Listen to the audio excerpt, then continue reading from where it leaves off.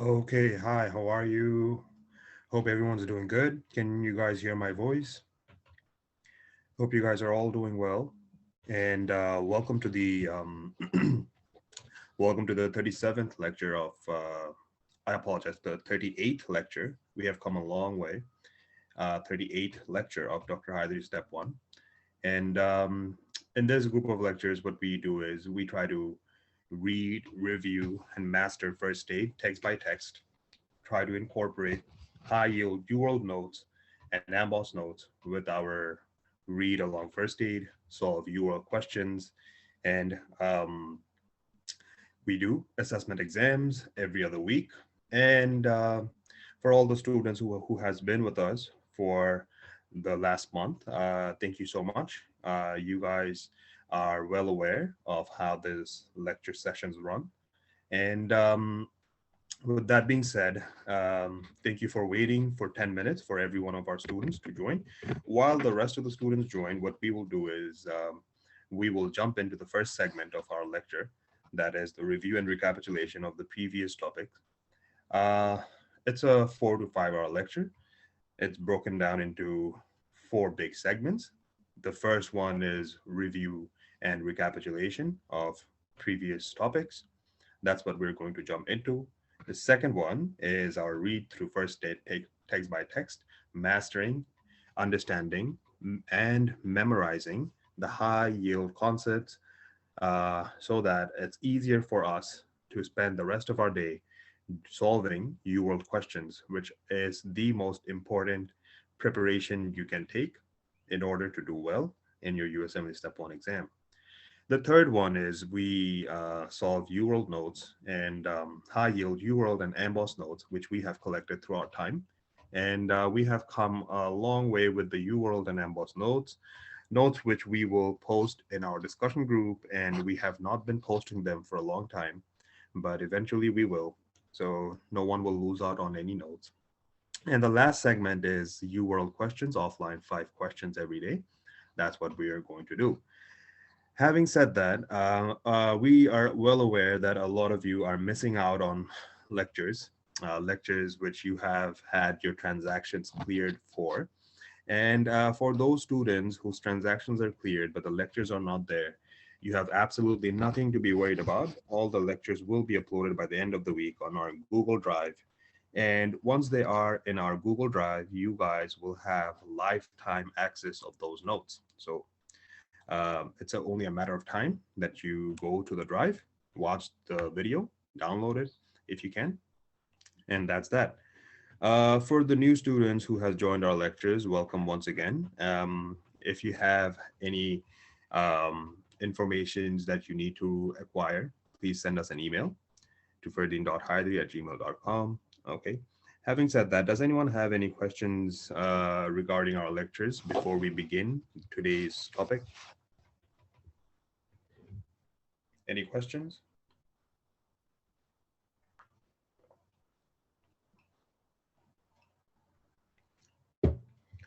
Okay, hopefully no more questions. For students who have joined the lectures in midweek from today is last renal class. Today is last renal class. We are not sure if today will be the last renal class. If we can finish the pathology, then we have to jump into the pharmacology section of the renal system. Okay, we are trying our best to keep studying around 7 to 10 pages every day. But having said that, we do not allow students to jump from page to page without understanding, reviewing, and mastering each and every page. So since we are taking our time, uh, we are well aware that quality is better, always better than quantity. So we just want to finish the renal system with absolute high quality and focus less on the quantity. And so even if today renal system is not finished, hopefully by tomorrow it will be finished 100%. Okay, that's that. Okay, and the next one is the students who has joined our lecture in midweek last week.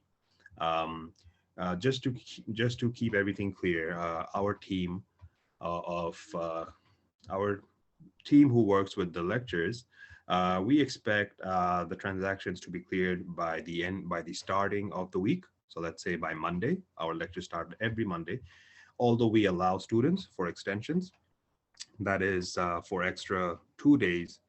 And if the student needs more extensions, they can send us an email saying that they need extensions, and we will give them the extensions they require. But if we fail to receive emails, or if we fail to receive any sorts of informations regarding the transactions, and the transactions are missed, we would assume that the students are no longer interested in continuing with our lectures, and thus we will stop bothering them and stop providing them with the URL and lecture videos. Okay, that's the last bit of information which I wanted to put out. And having said that, uh, we are done with the introduction. And now, are we ready to jump into the first segment of our lecture? That is the quick review and recapitulation of previous topics. Are we all ready to do that? Are we all ready to start the review, recapitulation of the previous topics?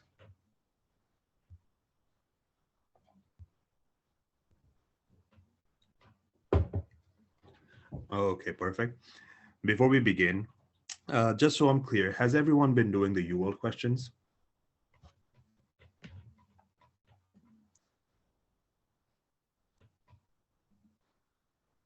Okay, how many questions are we doing every day? We expect a minimum of 30, even if it's less than 30, if we are aware how many you're doing. Okay, we have a question from Dr. Maheshwari. Doctor, why did you delete the last recording so soon? Okay, we apologize for deleting the last recording so soon. The reason we did that is because we need some space on our Zoom in order to record this class. And the thing is, even though we deleted them, we will recover them once after this lecture is done, so that you guys can access it once again. Just so we are 100% sure that this lecture gets recorded. That's why we deleted the previous video temporarily, not permanently. Temporarily, we deleted the videos to keep some space. And eventually, we will recover those videos and you guys can access them once again after this lecture is over. Okay? That's why we expect all our students to download the lectures as soon as possible. Yes, and if you cannot download them as soon as possible, you can always access them from our Google Drive, which we just mentioned 5 minutes ago, is that every week you will have your Google Drive ready with all the lectures and you can access them from over there.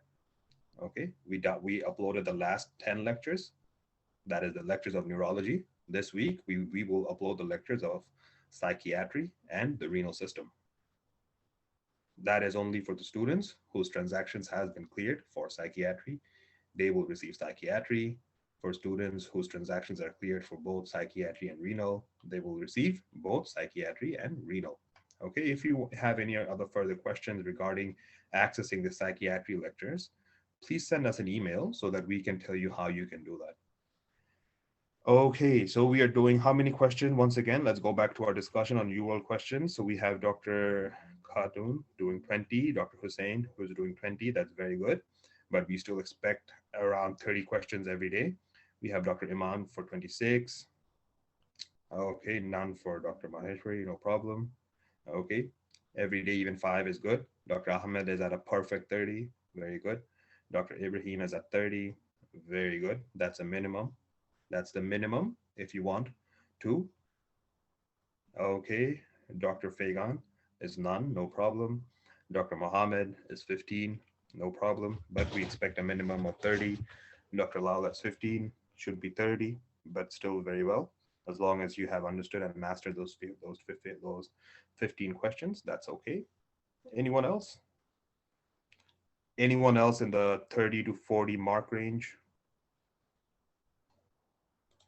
Okay, anyone else in the 20 to 30 mark range?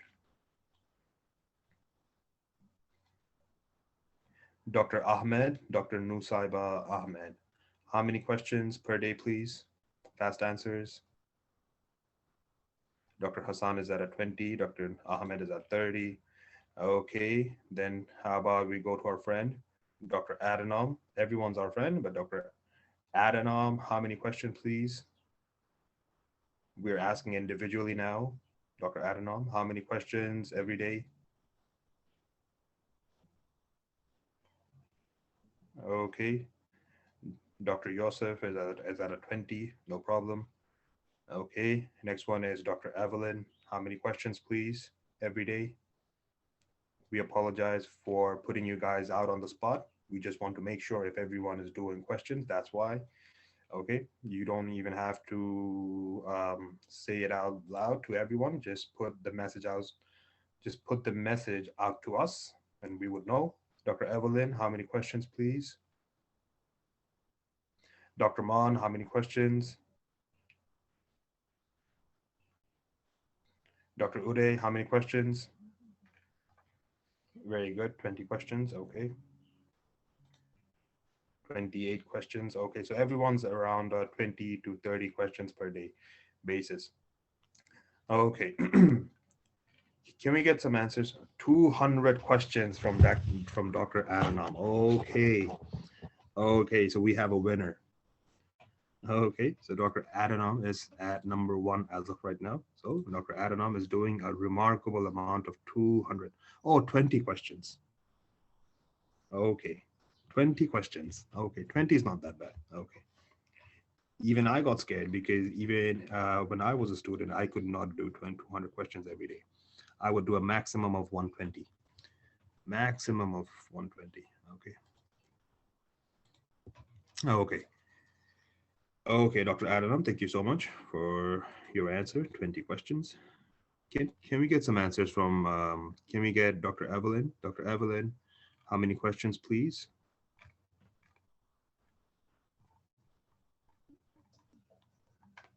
Okay, very well. Everyone is doing around 20 to 30 questions at an average. That's okay. If you keep on doing this, you guys can solve the world in 6 months. Okay. Doctor, we have a question from Dr. Mohammed. Doctor, why did you not send me the timetable? We will send you the timetable because we have to update it for all those for all the new students, and every updated timetable and lesson schedule will be sent out by the end of this week. Okay, and we will also set a date for the CT scan and neurology reviews, and students from our previous lectures who were present for the neurology would also have to come to be present for the CT scan lectures. Okay, having said that, are we ready to begin now? It's 9:21. We don't want to waste a lot of time. Answers will be uploaded today. I told you guys it will be uploaded on a Wednesday. Okay, it's Wednesday today, and we are going to upload them today. Okay, it's Wednesday. Very well. Okay, we always provide 2 extra days for the students to finish the assessment exams, and then we upload the answers on a Wednesday. Okay. Now, now my question is, let's jump into the review and into the recapitulation before it's too late. Okay. First of all, what I want to discuss is I want to ask you guys, what is the normal arterial pH of the blood? Fast answers, please.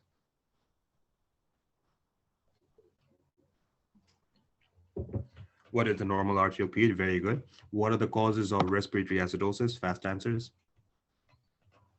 Fast answers. Respiratory acidosis. What are the causes? Anxiety. Anxiety is the cause of respiratory alkalosis. Okay, anxiety is not the correct answer. So we have airway obstruction, acute lung diseases, muscular paralysis, COPD, infection, diaphragmatic paralysis. Okay, embolism is not a cause of respiratory acidosis. Embolism is a cause of respiratory alkalosis. Okay, very well. What is the mnemonic for increased anion gap, metabolic acidosis, high anion gap, metabolic acidosis? What is the cause of high anion gap, metabolic acidosis? The mnemonics are mud piles. Mud piles stands for methanoluremia, diabetic ketoacidosis, P for propylene glycol, I for iron, L for lactic acidosis, E for ethylene glycol, and S for late stage of salicylate poisoning. Am I correct or not? Yes or no? Fast answers. Okay, good. Next one is what are the causes of normal anion gap? Just the mnemonic would do. Causes of normal and non-gap is hard as. It's a hard as job to remember all the causes of normal and non-gap metabolic acidosis. With hard as, we have hyperalimentation, Addison's disease, renal tubular acidosis, then D for diarrhea, A for acetazolamide, S for spironolactone, and S for saline infusion. Am I correct? Yes or no? Am I correct? Okay, very well. Okay, so I am doing the review for you guys. Okay, all you guys have to do is help me out with the mnemonics. That's all you have to do. What are the causes of respiratory alkalosis, please? What are the causes of respiratory alkalosis? Hyperventilation. Over there, we have anxiety, hypoxemia, salicylate, tumor, pulmonary embolism, right? Okay, okay. What are the causes of metabolic alkalosis? What are the causes of metabolic alkalosis? Loop diuretics and acids, vomiting, and hyperaldosteronism. Okay, very good. Okay, so these are the causes. Okay, if we have to do a compensation of a metabolic acidosis, which which organ will do the compensation? Which organ will do the compensation? Respiratory. Okay, what is the Ventress formula, please? What is the Ventress formula?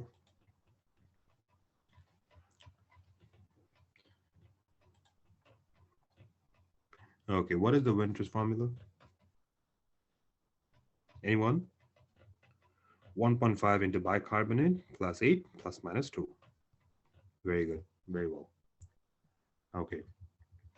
Can you guys tell me what we expect to find in a patient with hyperkalemia on an ECG?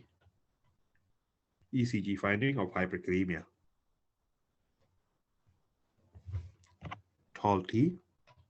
U waves are not found in hyperkalemia, they're found in hypokalemia. Okay, because in hypokalemia, we said it's pronounced hypokalemia.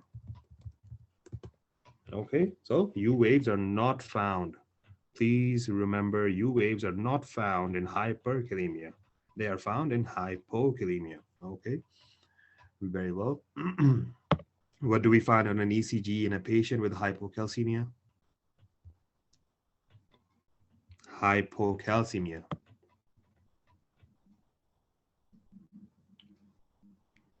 Okay. Okay. Next question is an individual question to an individual student, and that's how we are going to conduct. Okay. Only the student who is asked shall only give the answer for the question. The student we want to ask is the student that we want to ask is, let's start with Dr. Hassan, Dr. Tahira Hassan. Would you be able to tell us what are the causes of, please use the chat box to provide the answer and refrain from looking at the book. Even if you do not give the right answer, it's still okay. Okay. The question is, what are the causes of potassium shifting inside the cell, that is hypokalemia? Can I get some fast answers from you, please? Is it a bad habit or a good habit to push someone out of the cell? And the mnemonic is habit, habit, and H for hypoosmolarity. Very good. A for alkalosis. B for beta agonist. Very well. I for insulin. Very well. Okay, next question. Next question goes to, okay, next question goes to our new student, that is Dr. Figan. Would you be able to tell us what are the causes of hyperkalemia? Please use the chat box to provide your answer. Fast answers, please. Please use the chat box to provide your answers. What are the causes of hyperkalemia? Very well. Do we do labs for a patient with hyperkalemia? Do labs? Do we do labs? Do you remember we were talking about the research assistant who had a patient with hyperkalemia? Then she started doing research to find out why the patient has hyperkalemia. So do labs. D4, first of all, D4. digitalis, right? Am I correct? Only the doctor who is asked the question shall give the answer, please, because we want to figure out if everyone has understood individually. Because if everyone answers at the same time, it will be difficult for us to know who has understood and who has not understood. Dr. Fagan, would you be able to tell us what are the causes of hyperkalemia based on the mnemonic do labs? Do labs. Please refrain from looking at the book. You forgot. Very well. Thank you so much for being honest. Okay, let me help you out. Okay, let me help you out. And hopefully, after our discussion, you would always remember the causes of hyperkalemia. First and foremost, we have a research assistant who has a patient who has hyperkalemia. Now she has to do a research. So she's a lab assistant. She'll work in the lab and she's doing labs. So do labs. Do labs. D for number one is digitalis. Digitalis will block the sodium potassium ATPase, as does increase the potassium in the serum because potassium will not be able to go inside. O for hyperosmolarity. Okay, L for lysis. Lysis meaning breakdown of cells. When a cell breaks down, we have the release of potassium, such as crush injury, rhabdomyolysis, tumor lysis. Okay, can I get 1 second, please?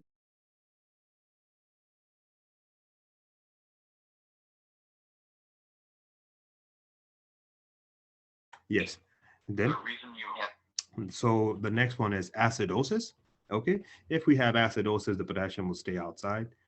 It will keep the potassium outside. Next one is beta blocker, blocking of sympathetic activity. Next one is succinylcholine and high blood sugar. Okay.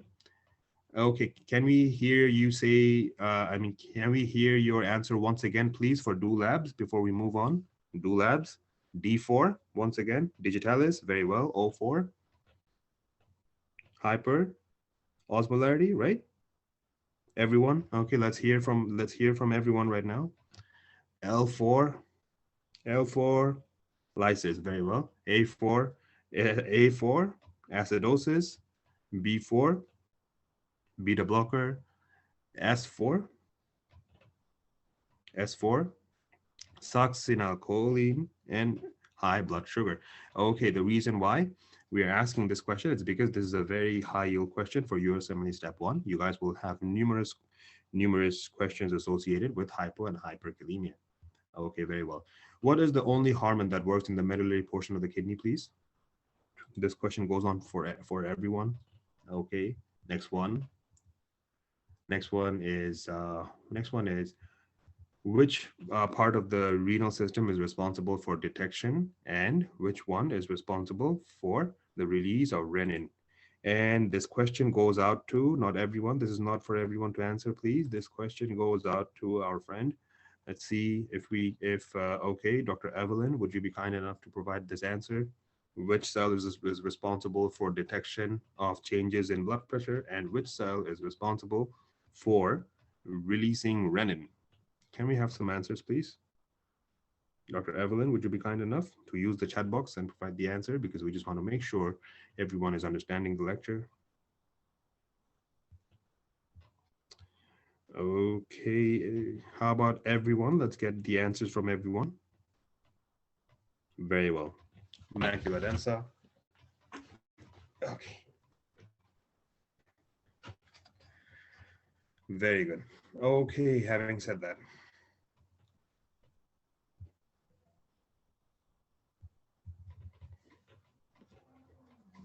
Okay, having said that, let's move forward.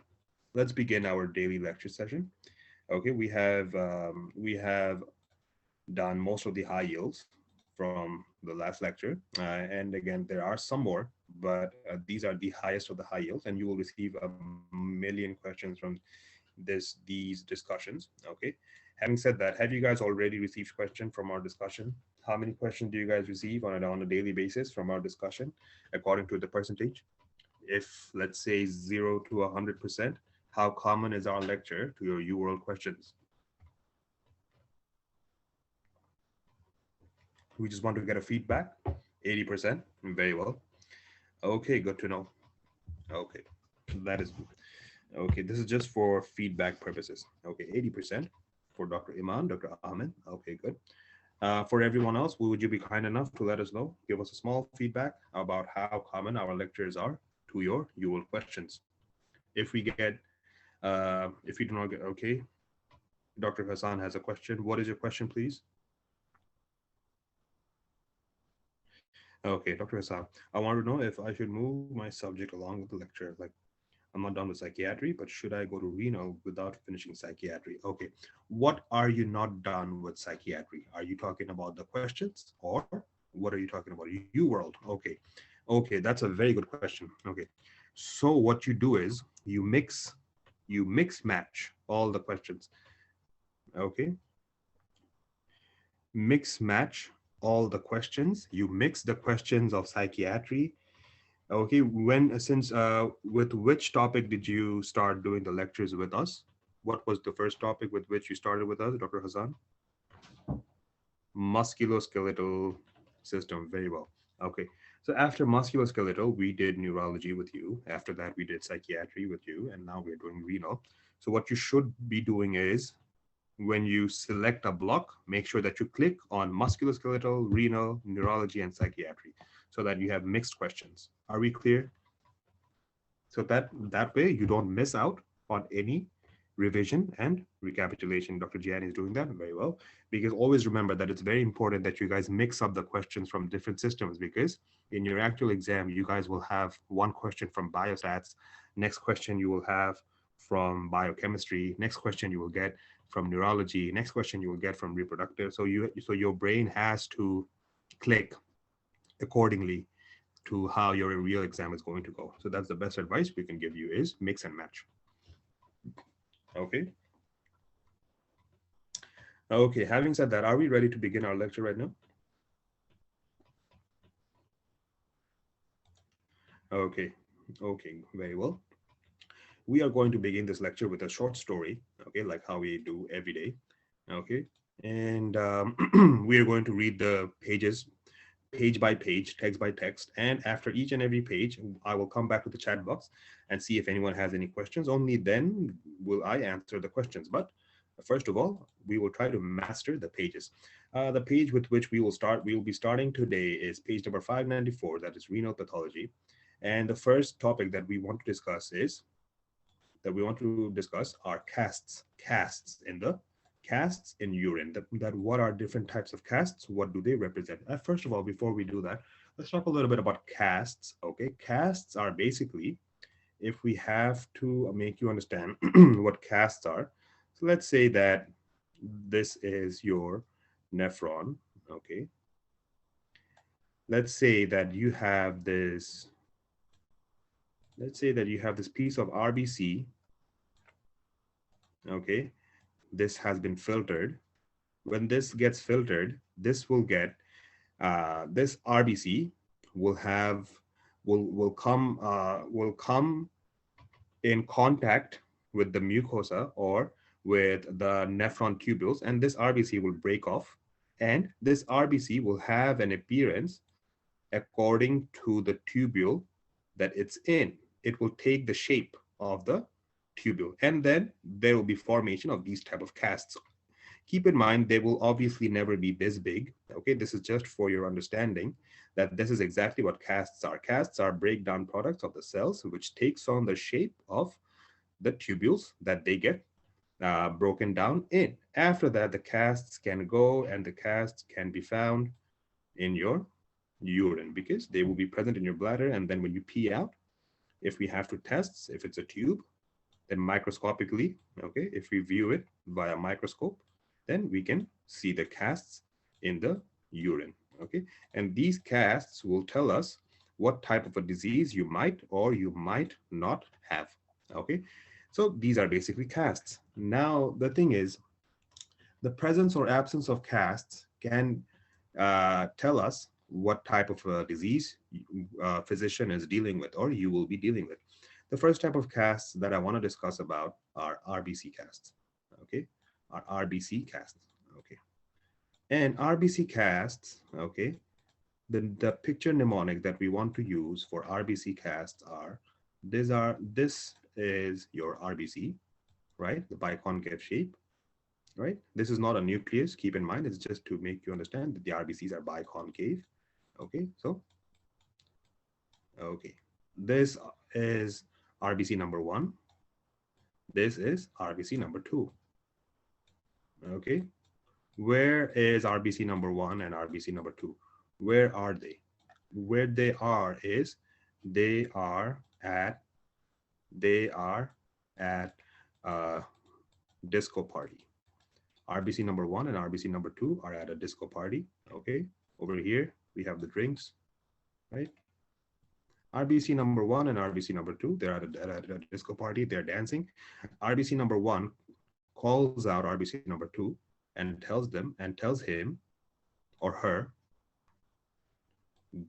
get hyper. Okay, RBC number two was all bored out. Okay, so RBC number one, he wants to dance. RBC number one wants to dance, and RBC number one is asking RBC number two to get hyper. Okay, let's get hyper. Get hyper stands for G for glomerulonephritis, H for hypertensive emergencies. So glomerulonephritis is a nephritic syndrome. It's a nephritic condition, which we will talk about in a minute. And hypertensive emergency, we have already talked about them in the previous topic. That is, hypertensive emergency is basically when the blood pressure that is systolic above 180, diastolic above 120, without any end organ damage. Without any end organ damage. That is hypertensive emergency.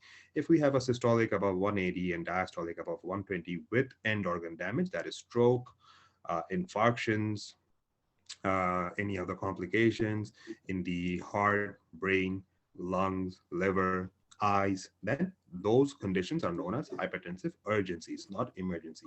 So in urgency, Repeat, please, doctor. Repeat, please. repeat. Okay, I will repeat. No problem. First and foremost, the mnemonic for RBC casts, number one, number two. Number one is asking number two to say, telling her, get hyper. Get hyper, G for glomerulonephritis, H for hypertensive emergency. What is hypertensive emergency? We talked about this in the CVS. It's when the systolic is 180 or above 180 and the diastolic is above 120 without any end organ damage. It's just there, but the patient has very little sign symptoms. That is, the patient does not have any symptoms of MI, stroke, okay, then hypertensive retinopathy, okay, then hepatic infarctions or splenic infarctions. So this is just high blood pressure without end organ damage. That is hypertensive emergency. And in hypertensive emergencies, you have a high blood pressure, which pushes the RBC due to the Doctor, I think it should be, the emergency should be with end organ damage. urgency. I think it should be the other way around. Okay. Thank you so much. Let me do a proper checkup. Let me check this up.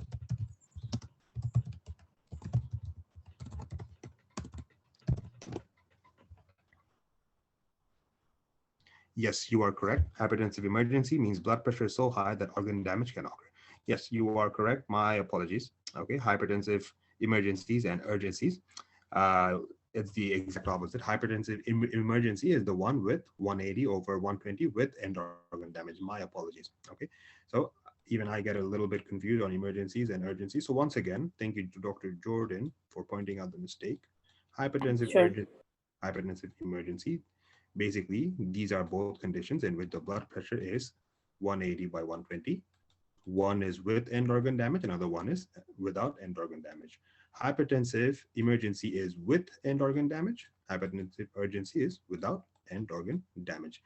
What are the end organ damages? That is hypertensive retinopathy, myocardial infarctions, strokes, splenic infarctions, hepatic infarctions, and these are hypertensive emergencies. So that's that. Now, what happens in hypertensive emergency is that we have a high blood pressure over here, which increases the hydrostatic pressure, and this causes the RBC to filter out. Okay, this causes the RBC to filter out, and then they form the casts, and these casts are formed in all the way. They go down into the bladder, and they are present in the urine. So that's that. Okay, so once again, have we understood the mnemonic for RBC casts? in the urine? Okay. Okay, very well. Okay, let's move on to the next one. So if the next time if someone asks you what are the causes of RBC cast in the urine, try to think about RBC1, RBC2, asking them to get hyper. Get hyper, G for glomerulonephritis, H for hypertensive emergency. Now the thing is, keep these in mind because we will be asking you these questions once again. Okay, next one. Next one I want to talk to you about is WBC casts. Okay, next one I want to talk about the WBC cast. My apologies for making the mistake on hypertensive urgencies and emergencies. It's just that I try really hard to remember all the text from first aid by myself. Okay, so thank you so much for pointing out the mistakes. Please point out any mistakes I made during the lecture so that I can correct it right away. Okay. Okay, with that being said, next one is WBC casts. The way that we like to remember WBC casts are, so, okay, what is this? Okay, what this is this is the sun. Okay, over here we have WBCs soaking up the sun. Okay, on the beach. This is the beach over here. Okay, we have the water over here. Okay, and these WBCs, they are not regular WBCs. They are WBCs with tattoo. Okay, this is a tattoo which they have tattoo for.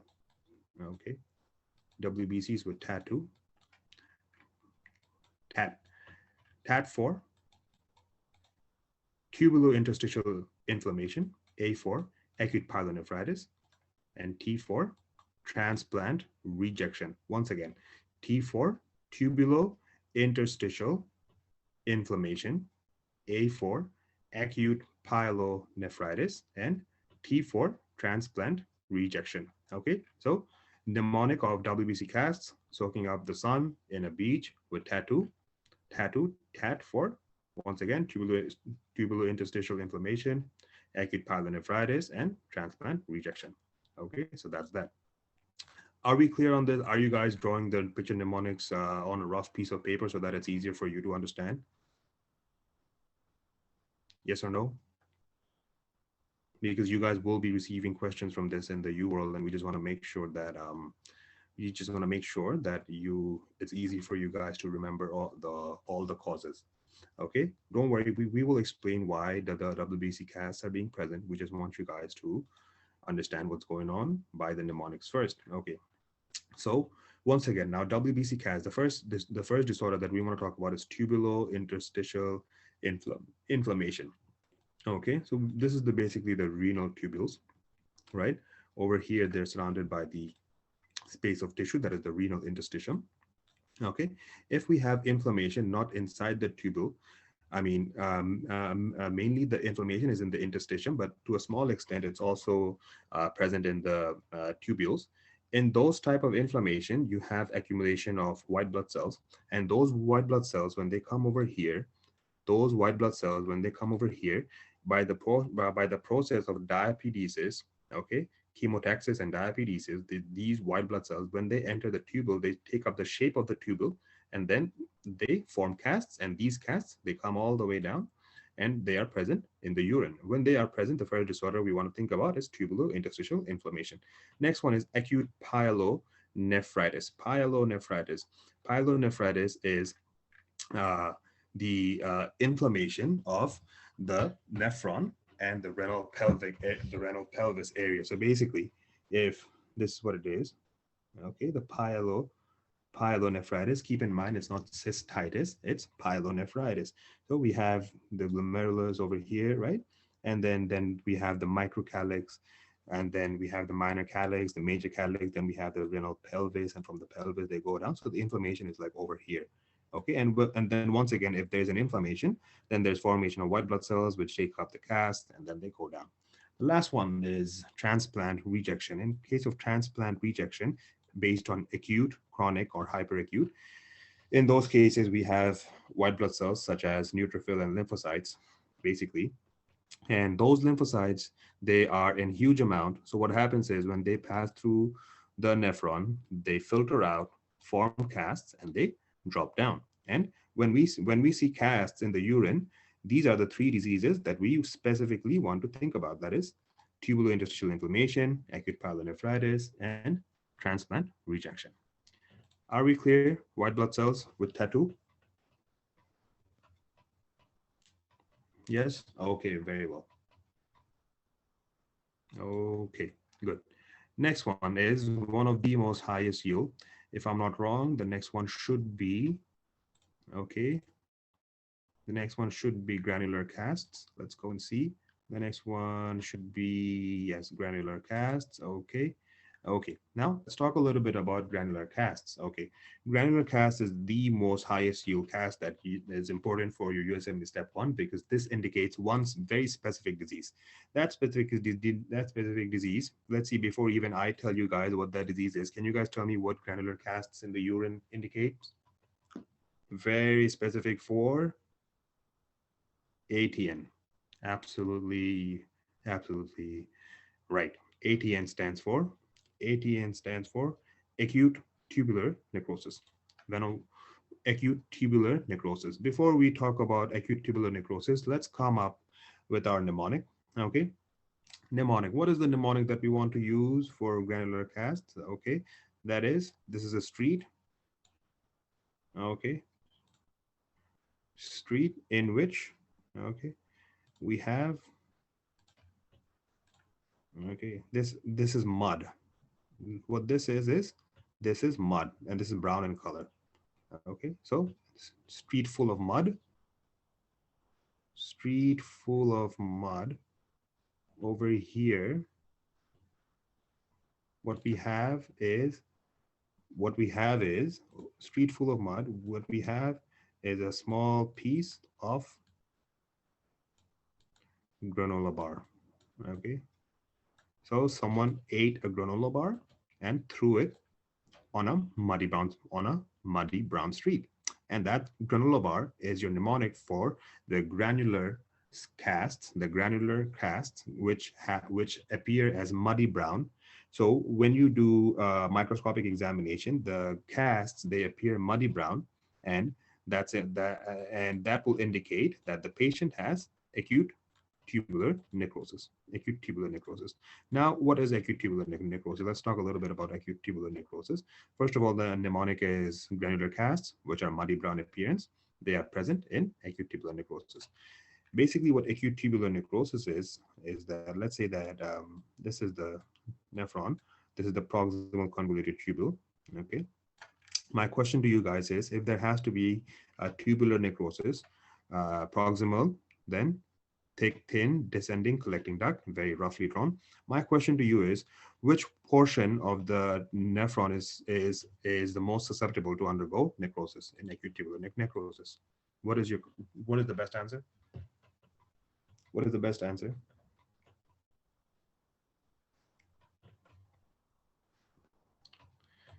Okay, 100%. The segment which is responsible that can undergo necrosis is proximal convoluted tubule.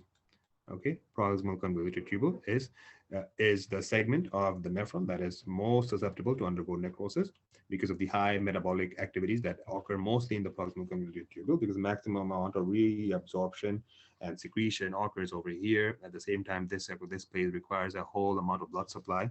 That's number two. Number three is, this is the first portion of the nephron which is exposed to the toxins. And number five is, this portion of the nephron is very susceptible to be highly infected. Okay, and with infection, there could be fibrosis and necrosis. That's exactly what happens. And in acute tubular necrosis, what happens is, you have these tubular cells over here. They die down. Okay, and these tubular cells, when they die, okay, they are released and shed. And these shedding of the tubular cells, they get necrosed. And this necrosis appears as granular in appearance. They have this small granular like presentations. Okay, and they appear in the urine. When we see these type of granular casts appearing in the urine, then we can identify that this patient has acute tubular necrosis. So once again, granular bar on a muddy brown street for muddy brown appearance of the granular casts, and they're present in acute tubular necrosis. Okay, are we clear on this? Are we clear on this? Yes or no? Next one. Next one is, okay, very well. Next one is, we have, okay, we have, what we have over here is a baby, okay, okay. This baby is not your regular baby. This baby is a cute fat baby, okay. The baby's so fat, and these are the baby's arms. The baby has a big belly, okay, almost like the baby's it has swollen up like a ball, okay. And this baby is playing, okay, looks more like a snowman than a baby, but okay, just so that you can understand this and keep it in mind, okay, what this baby is playing with is a block that has Maltese cross pattern. Let me show you what Maltese cross is. Maltese cross. This is known as Maltese cross. Maltese cross. This is the sign. Okay. So as if these babies, they're playing with a box. The box has this type of sign. Okay. This is known as a Maltese cross pattern. Okay. Now, this Maltese cross pattern for fat baby over here represents fatty casts. Fatty cast. Fatty casts, they appear as Maltese cross pattern. And where are they specifically seen? Fatty casts are specifically seen in a baby with nephrotic syndrome. Have you guys seen a baby with nephrotic syndrome? Okay. Nephrotic syndrome. I'm pretty sure you guys have all seen babies with nephrotic syndrome. Okay. So it's a very devastating condition, but it's very treatable. Okay, just take a look at this cute baby over here. Okay, all swollen up. So this is basically nephrotic syndrome. Okay, so this is exactly what happens in nephrotic syndrome. What you get to see is you get to see fatty casts which have a Maltese cross pattern, and nephrotic syndrome is basically your nephrotic. Is basically your disease due to damage of the podocytes, and the patients have massive proteinuria, and the patients have so the patients have swelling, right? And patients have hypercholesterolemia. And we would be talking about this in details in 1 second, but just try to remember that fatty casts have Maltese cross pattern and they are seen in nephrotic syndrome. Are we clear about this? Yes or no? Okay, very well. Okay, next one. Next one is, okay. Do you guys remember that what happened in ancient Egypt? Okay, in ancient Egypt. Then the next one is the story about an ancient Egyptian king. Okay, ancient Egyptian king after he died. Okay, after the ancient Egyptian king died. Okay, what did they turn him into? Okay, this is the ancient Egyptian king's body, which they have turned into a mummy. Okay, and this is not a regular mummy. Okay, this is not a regular mummy. Ooh, this is actually what this is this is a wax mummy. Okay, so this is a wax mummy. Okay, and this king over here, is he at the beginning of his life, or is he at the end of his life? Fast answers, please. Is he at the beginning or at the end? It's a very silly question. I just want to make sure you guys are understanding what we're going with this. Yes, it's the end of his life. Okay, so now since it's the end, that's why he is a mummy. So it's the end of his life, and this is a wax mummy. Okay, so basically, this mnemonic is here to represent that. Where can you find waxy casts? Waxy casts.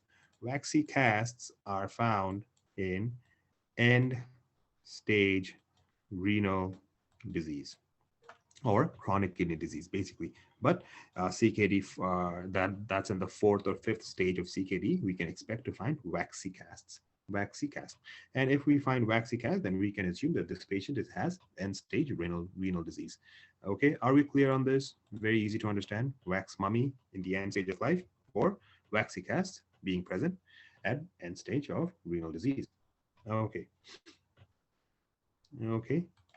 Next one. Next one is a very easy, silly mnemonic, but very could be very important. You will receive some questions from this in NBME, but if you remember this, it should be okay.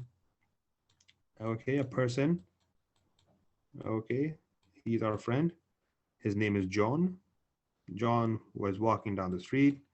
Over here we have, okay,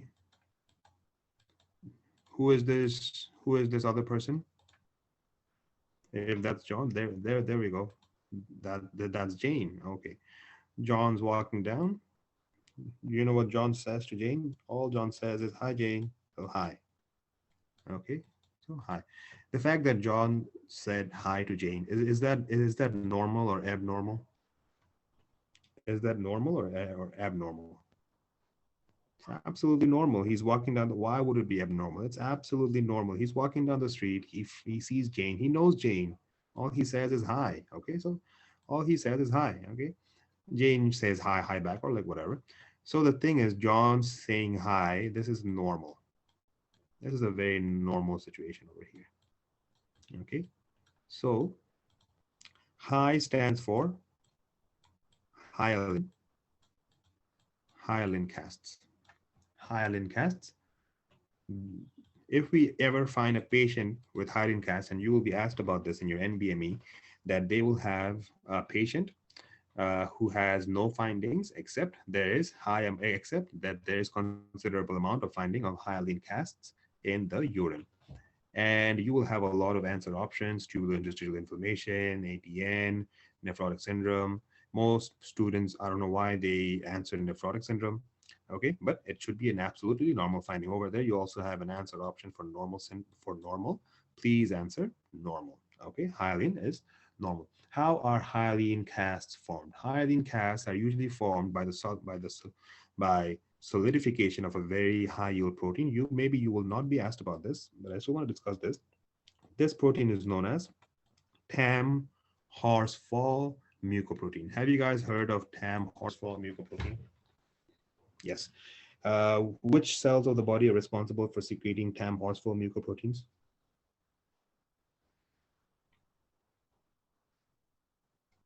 Renal tubular cells. Very well. Dr. Mudal and Dr. Dahlia, did you look at the book and answer this? Very good. Thank you so much. Okay. Absolutely brilliant. Okay. So, absolutely brilliant. Okay. So, tam horsefall protein, tam horsefall mucoprotein. I don't have to type this because it's there in the first aid. Okay. It's already there in the first aid. So, tam horsefall mucoprotein. And that's that. So, these are all the causes of your casts in the urine. Okay. Before we jump on to the next topic, what are the causes of RBC casts? Fast answers, please. I need fast answers. Okay, 3 seconds. 1, 2. Very good. Okay, what are the causes of WBC casts? Once again, 3 seconds. 1. Okay, tap. Okay. What are the causes of granular casts? Very well. What are the causes of fatty casts? Fatty casts. Okay. What are the causes of waxy casts? 3 seconds. 1, 2. Very well. End stage renal disease. What are the causes of hyaline casts? 3 seconds. 1. Very well. Normal finding. Normal finding. Okay. So this 3 second thing, it really works. Okay. When you tell someone, okay, I have something to ask you, and then you ask them, and then you give them, I will only give you 3 seconds. You will see that that person will get anxious and just answer. I don't know if he does not really know. Okay. This happens a lot between me and my wife. Okay. When she asks me something, she gives me 3 seconds. She like, you have 3 seconds, and then I freak out and she gets her answer. So I learned it from her. So you can try this with your better half, or better yet, try it with your children. It really works. Okay. Okay, very good. Next one. Okay. So we are done with this. Okay. Next one that I want to talk about is, for this one, we can actually jump onto the text. And before we do that, I want to talk a little bit about how the casts, how they look like in real life on real microscopic finding. Number one is RBC casts. RBC casts are these casts over here, as you can see. But the thing is, you will not be tested on how a cast looks like, except for this one. That is, this one. That is the granular cast. That is C. As you can see, that C is the granular cast. That is, it's muddy brown in appearance. And if you have this picture is high yield. Okay, you can get this picture, and they will ask you what disease this is. It's acute tubular necrosis. Another one is this one. Another one is this one. This one represents the Maltese cross pattern. Maltese cross, which you see in nephrotic syndrome for fatty casts, and these two are extremely high yield. Okay, another high yield one could be B, that is the WBC cast, but the WBC casts are not that very tested. Okay, the most highly tested one are your this one and this one and this one. Okay, so this is the Maltese cross, as you can see, and this is the muddy brown appearance. Okay, next one. Next one is we want to talk about the nomenclature of glomerular diseases. Basically, nomenclature basically meaning what do these terms represent? Representation. Focal. First of all, if you hear a disease such as focal segmental glomerulosclerosis, what does that mean? Focal meaning that, let's say this is a kidney.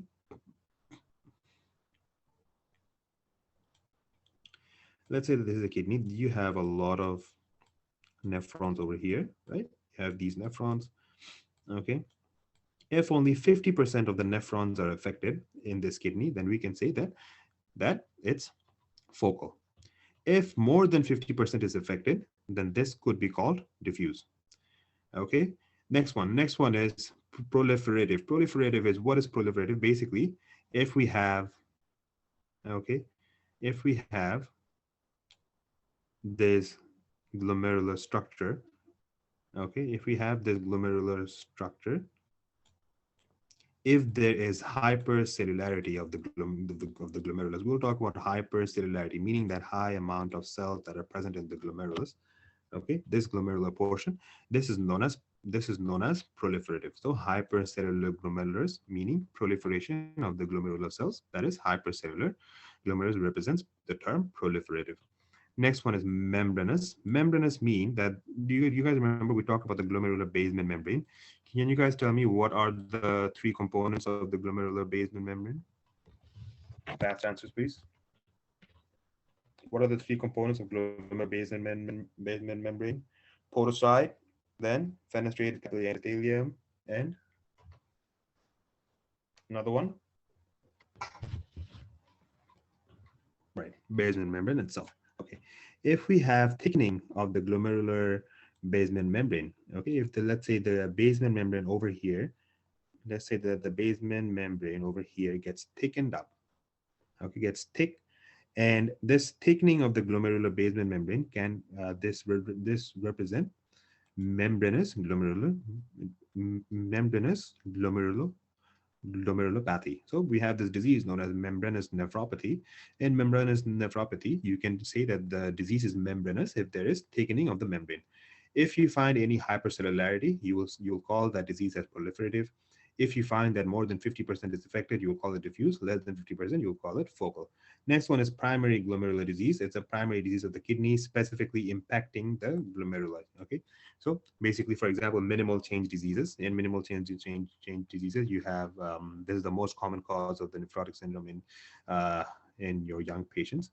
And over here, this is a primary glomerular disease because this glomerular disease has not been initiated from anywhere else. You have diseases that were initiated in a different part of the body, and that initiation damaged the renal system. That is known as a secondary glomerular disease. For example, in diabetic nephropathy, you have these nodules known as Kimmel-style Winston nodules. Have you guys heard of KW before? Kimmel-style Winston nodules? Yes. Okay. So they are basically formed due to non-enzymatic glycation and hyperfiltration and your proliferations. And these are they because there's something wrong with the kidney, or is it because there's something wrong with the pancreas? there's something wrong with the pancreas, right? That's why the patient has diabetes in the first place, and for that diabetes, the patient now has hyperfiltration damage and chemosolubles and nodules. So this is the secondary cause. This is not the primary cause. Okay. So once again, a fast review. Less than 50% glomerular involvement. What should you call it? Fast answers. For more than 50%. Diffuse. Very good. If it's thickening of the basement membrane,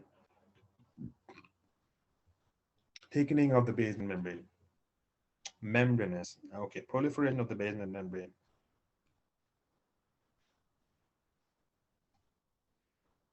Proliferative. Okay, should have said hypercellularity, but basically gave out the answer myself. Okay. Next one is if you have SLE, is that a primary glomerular disease or secondary glomerular disease? SLE nephropathy. It's not primary. It's not primary. It's secondary. Okay. Next one. Next one, what I want to discuss is basically, are you guys well aware of what nephritic, and nephrotic syndrome is? Okay. Are you guys well aware? No problem. Even if you're not aware, we'll talk about this right now. That is basically what's a nephrotic. Let's talk about nephrotic syndrome first. Before we jump into that, there are two things that defines a nephrotic, and nephritic. Meaning that in the urine, if you have high amount of protein, basically, if you have high amount of protein, you this is known as nephrotic syndrome. If the protein content is high, if the RBC content is high and the protein content is normal, this is known as nephritic for high amount of RBC. If you have mixed high of both of them are high, but both of them are high in equal amount, that is RBC and protein are both high in the urine, then this is known as nephrotic syndrome. Nephrotic syndrome. Okay. Nephrotic syndrome. Okay, next one. Next one is now we have to understand what is nephritic, what happens over there, and what are the examples of nephritic syndrome. Okay, in order for you to understand the nephritic syndrome, first of all, you have to understand that nephritic syndrome. Okay, let's come to our page over here. Okay, 1 second. Nephritic syndrome. The primary problem with a patient with nephritic syndrome is basically you have glomerular basement membrane damage. You have damage of the glomerular basement membrane. Okay. So what happens is, let's draw a glomerulus and then I can make you understand, is that over here. Okay. So, okay. So you have the basement membrane, you have the glomerular basement membrane over here, right? We have the, okay, efferent afferent, and then this fenestrated capillary, right? Afferent and efferent are going through here, and then we have then we have the basement membrane over here. If there is damage of the basement membrane, okay, for example, if we damage the basement membrane, the glomerular basement membrane, now can RBCs pass to the nephron? Yes or no? Okay. So if I tell you that cause of the any cause of the body for any reason, for example, any inflammatory cause which can damage the glomerular basement membrane, they can cause nephritic syndrome. Will I be correct? Yes or no? Any damage of the any any pathology of the body which can cause damage of the glomerular basement membrane can cause RBC drainage into the urine. Am I correct or am I not correct? Okay, yes. Okay, why am I not correct?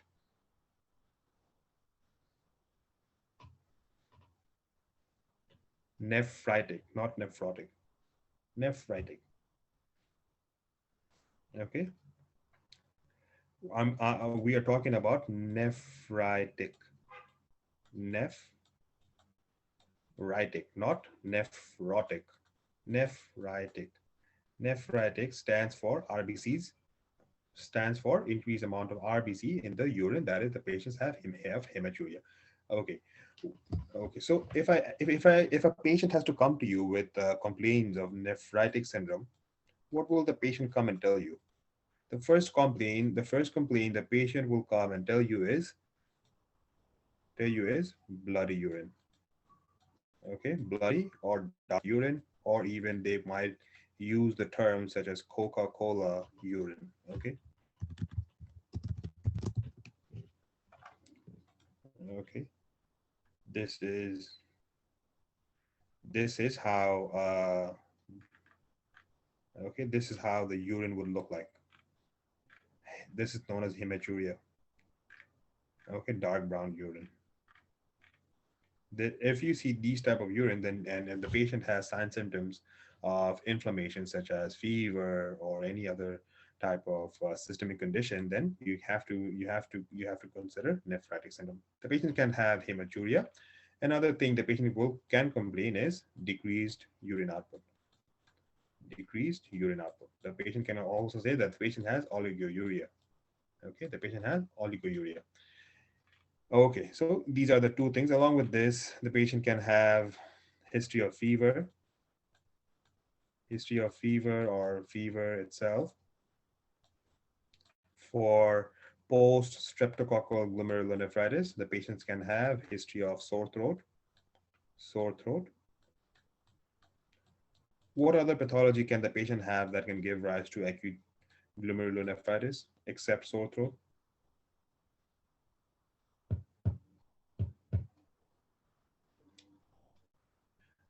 Good. Skin condition, history of sore throat and skin condition. Another high yield thing, the patient will not complain about this. Okay, the patient will complain about these things. These are the patient's complaints. Okay, these are symptoms. Okay, now let's come to signs. What are the signs? Signs are not said by the patient. Signs are seen by the physician. What signs can the physician see? Physicians will see hematuria.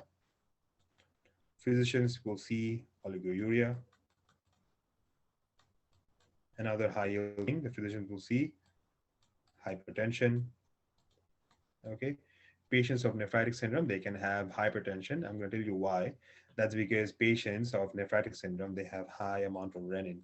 Inflammatory reasons, renin is increased.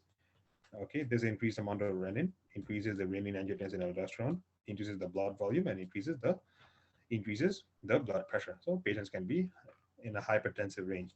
Also, also the patients can see small amount of proteinuria, very small, but the proteinuria will still be there because there's glomerular basement membrane damage. So even RBC and to some extent, some amount of protein will also go through here.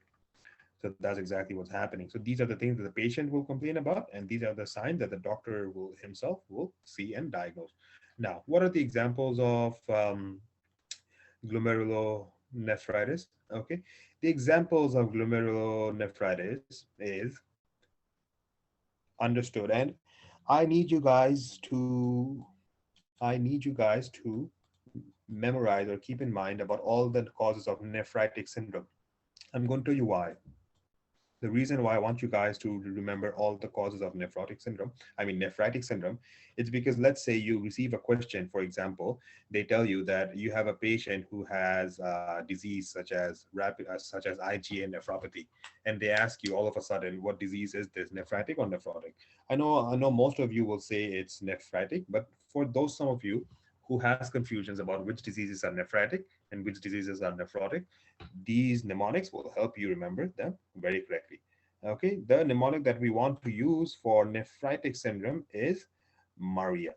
Okay, Maria is the name of a female. Okay, M for membranoproliferative glomerulonephritis, MGN, membranoproliferative glomerulonephritis. A for Alpert syndrome.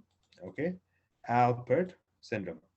R for rapidly progressive glomerulonephritis. I for IgA nephropathy. A for acute post streptococcal glomerulonephritis. Okay, once again, M for membranoproliferative glomerulonephritis, A for Alpert syndrome, R for RPGN or rapidly progressive glomerulonephritis, I for IgA nephropathy, A for acute post-streptococcal glomerulonephritis. Okay. Next time you receive a question about any one of these disease, immediately think the patient has nephritic syndrome. Now and then you can answer them very confidently and easily. Okay. Did you guys write down the mnemonic? Okay. Okay. Uh, okay. So does our mnemonic help you guys, or like does it confuse you guys more? Because if it does, then we will refrain from using mnemonics in the future. We will not use it. Okay. Okay, very well. Good. Okay, because I know a lot of students who do not like using mnemonics. Okay. So, but the reason, the important things for using mnemonics is we only associate mnemonics with things which we really want you to remember. Okay. Not everything is a mnemonic. You have to understand most things, but these things, if you have a mnemonic and you know the diseases, then you can answer them very well. So, Maria for nephritic syndrome. Okay, let's go to the next one. Okay, next one that I want to talk about is nephrotic syndrome. What is nephrotic syndrome? Nephrotic syndrome is basically characterized by a clinical syndrome that is characterized by massive proteinuria. Along with this, the patient has swelling or edema, and the patient can also have a hypercholesterolemia or a hyper coagulable state. Why does the patient have these type of findings? The patients have these type of findings because the problem with this one right now is not glomerular basement damage. The problem with this one right now is damage of the glomerular of the glomerular basement barrier. Okay, once again, the three ones are podocytes, glomerular basement membrane, and what was the another thing? Glomerular basement membrane, podocytes, and another thing which makes the barrier, what is it? Fast answers, please. Fenestrated capillaries, very well. That's the one I just drew right now. Fenestrated capillaries. Over there, right now, podocytes. Okay, let's talk a little bit about podocytes. If the podocytes, do you remember how I told you that the podocytes are charged? If we have, okay, are the podocytes positively charged or negatively charged? Negatively charged. If we have a negative substance such as albumin, if they want to enter, can they enter with negative and negative? They cannot. If we have damage of the podocytes, if the podocytes are damaged, now can they enter? Yes. Okay. If the podocytes are damaged, they can enter. Over here, you have these podocytes. Okay. If there is damage of the podocytes, if the podocytes are damaged, okay, the podocytes are damaged, then those negatively charged substances can easily pass through the tubule and they can be present in the urine. And this results in a massive amount of proteinuria that is so massive that the amount is basically more than 3.5 grams per day. Okay, they actually have quantified the amount, and the quantity is more than 3.5 gram per day. Along with this, we have talked about the finding of another high yield cast. Do you guys remember what cast can we find in nephrotic syndrome for the swelling baby for which we used from the picture mnemonic? Fatty cast. Very well. And the picture mnemonic, how does the fatty cast look like? You remember the baby was playing with a block? Very well. It has Maltese cross patterns. Maltese cross patterns. Okay, so that's what it is. Along with this, the patients, they lose out on two more things. One is they lose out on protein that is given. Another thing that they lose out on is antithrombin 3. Antithrombin 3 is an anticoagulant, and loss of antithrombin 3 results in hypercoagulation. And patients have increased risk of infection because they lose out another high yield substance, and that high yield substance is immunoglobulin G, increased IgG. So even IgG is lost over here. IgG is also a high yield protein, and since proteins are now easily being filtered out due to loss of podocytes, IgGs are also filtered out. So that's that. Okay. Now, what are the causes or examples of what are the causes or example of nephrotic syndrome? Okay. And okay, the causes of nephrotic syndrome are number one. Okay, let's talk about our mnemonic first. Okay,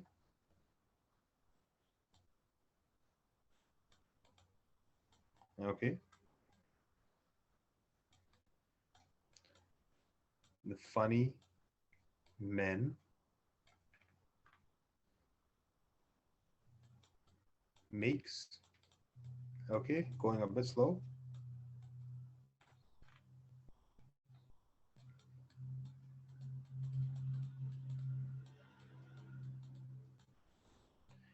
Funny men makes diamond. Okay, funny for focal segmented glomerulosclerosis. M for membranous nephropathy. M for minimal change disease. D for diabetic glomerulonephropathy. Okay. Now the thing is, what we do is when you guys have nephrotic and nephritic syndrome, can you guys tell me the mnemonic that we used for nephritic syndrome one more time, please? Nephritic syndrome, Maria. Okay.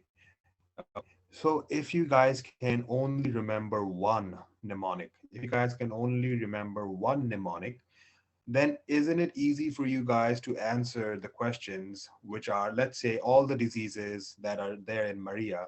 For example, membranoproliferative nephritic syndrome, and then Alport syndrome, rapidly progressive glomerulonephritis, I for IgA nephropathy, A for acute post-streptococcal glomerulonephritis. And all these diseases are nephritic syndrome. As a result, if these are nephritic, then any other disease is nephrotic. Am I correct or not correct? Yes. So you can either remember one of the two mnemonics. Some students find this easy to remember because they only have to remember four. So they know that if they only remember four, okay, if they only remember four, then they can associate the all the others with nephritic syndrome. But the problem with this one is this has another disease that is not mentioned in the mnemonic, that is amyloidosis. Amyloidosis. Doctor, Am I you can make it funny. Men makes amazing diamonds. That's it. okay? Okay. So funny men makes, according to who was the physician that we just talked to? Was it Dr. Mohammed? Yes, doctor. Okay, Dr. Mohammed. Dr. Mohammed, sometimes we have our students who comes up with their own mnemonics. Okay. What Dr. Mohammed said was funny men makes amazing diamonds. So if you can remember either one of these either one of these mnemonics, then you can easily answer these questions. So that's that. Okay, it's all up to you. Please write the mnemonics down. We will discuss these the diseases and details in a couple of seconds. Before we do that, let's move on to the next one. And the next one that we want to talk about is nephrotic syndrome.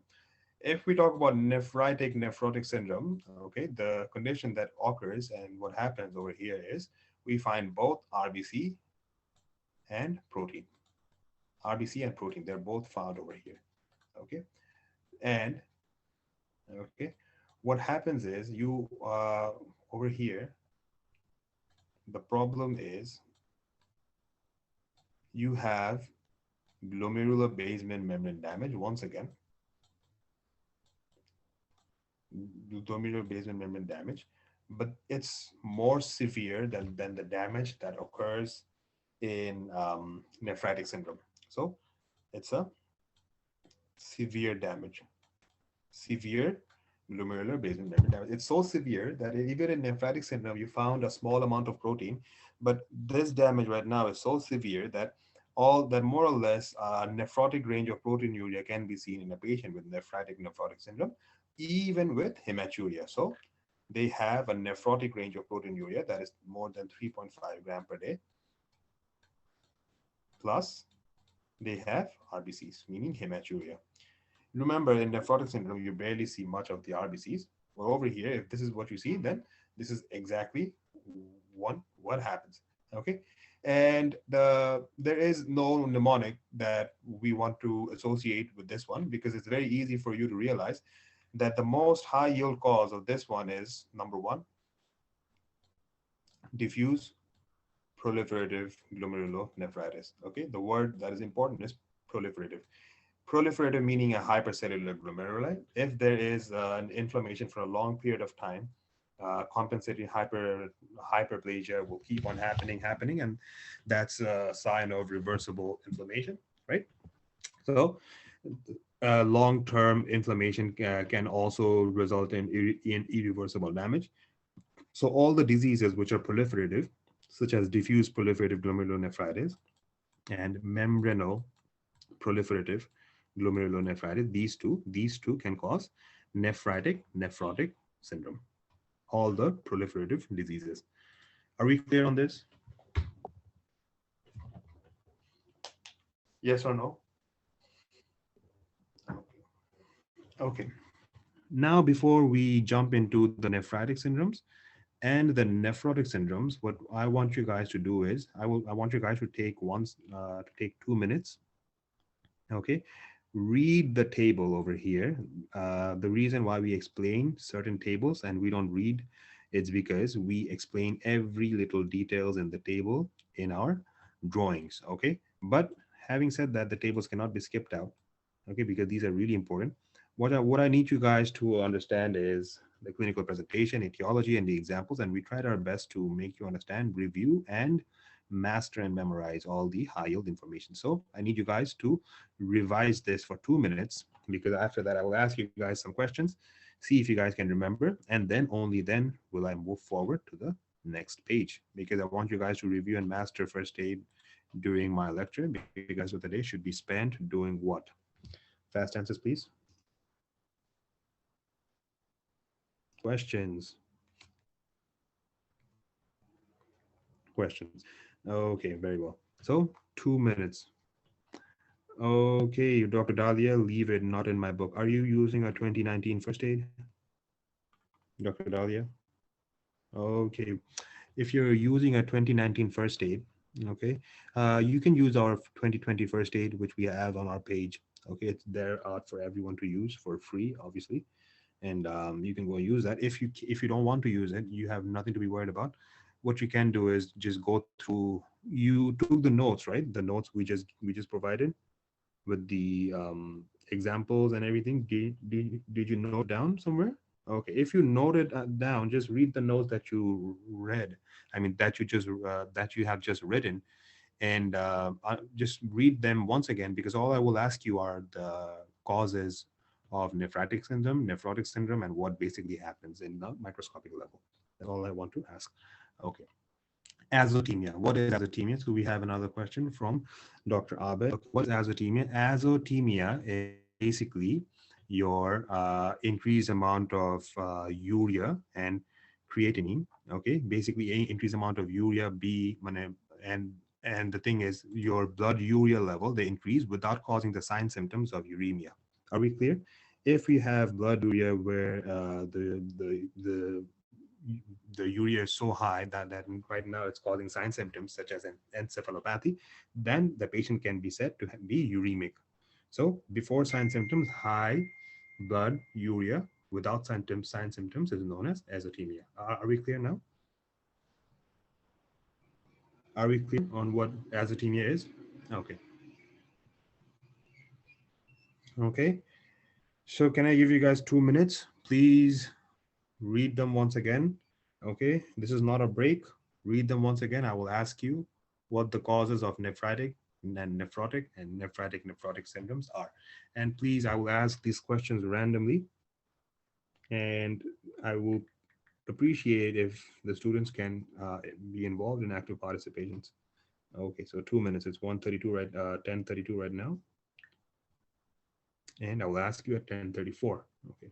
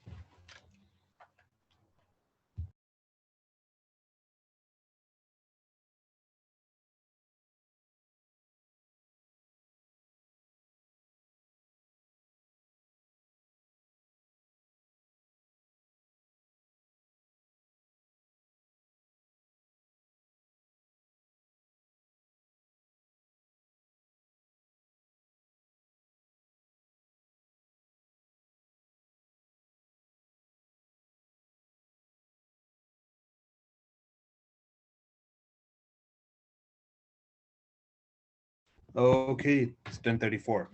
So, can we ask the first question to? Can we ask the first question to?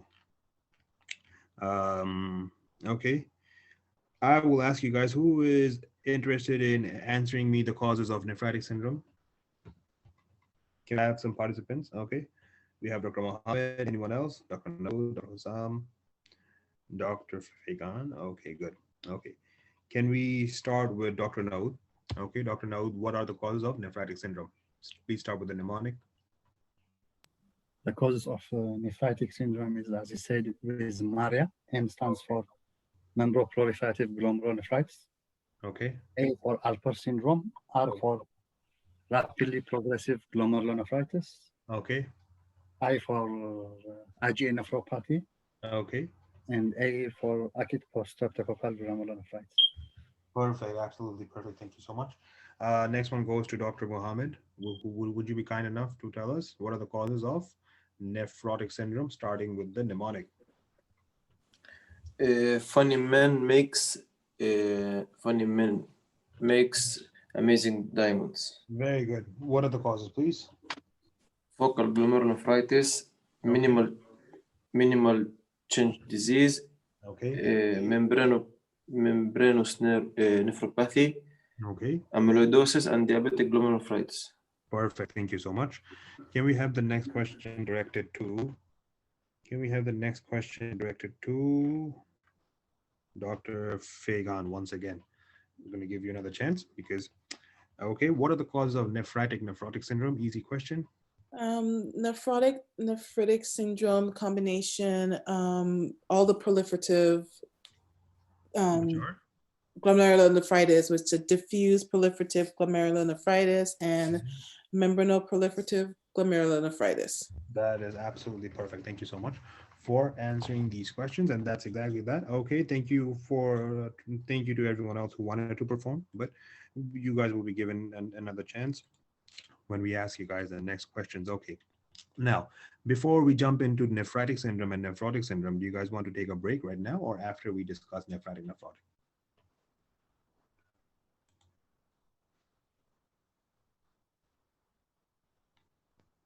Because nephrotic is actually pretty big. If we start, we'll not be offended by 11. So that's that.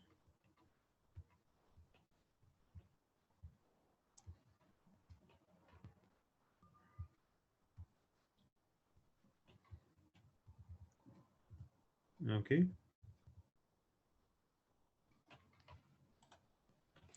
Okay. So what we can do is we can start nephrotic after 11. Can we start a little bit? Can we start talking a little bit about kidney stones so that we can at least finish them by 11 so that we're not left behind? Okay, so let's do that. And then after doing that, we can come back to nephrotic syndrome. Okay, nephrotic syndrome. Let's talk a little bit about kidney stones. Okay, kidney stones. I wanted to talk about this. Okay, and just give me 1 second. Let me come up with a page. Okay, there are things that's really important that you have to understand for kidney stones. Okay. Okay. So first of all, what are the sign symptoms of a patient with kidney stones? Okay. If someone has kidney stones, what will they come and tell you? Kidney stones. Okay. Someone has kidney stones. What will they come and tell you? Symptoms of kidney stone. Can they come and tell you that they have pain? Yes, that is 100%. They will come and tell you that they have pain. Where will they say that the pain is? The pain is usually from a loin to groin pain. Okay, so it's a colicky pain which will radiate to the groin. So eventually the pain will be in the flanks, that is flank tenderness.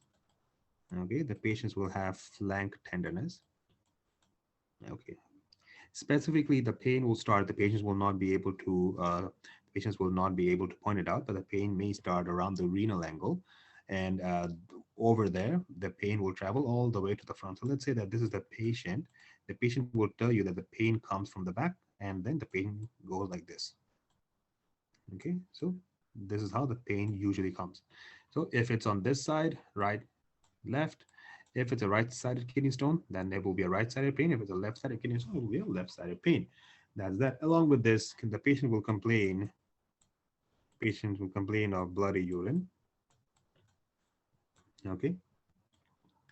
And along with this, the patient can also complain of if there is, the patient can also complain of oliguria or decreased amount of urine formation. Okay, that's that. And and the signs are basically, if the physician can see that the signs are basically that that there is tenderness in the flank tenderness, loin to groin radiation, hematuria, oliguria, and you can have your provisional diagnosis of your kidney stones. Okay, now what we have to understand is kidney stones, there are multiple types of kidney stones. And what the physician will do is the physician will order an x-ray. Okay, x-ray of KUB. KUB stands for kidney. And what does UB stand for? Have you guys heard of KUB?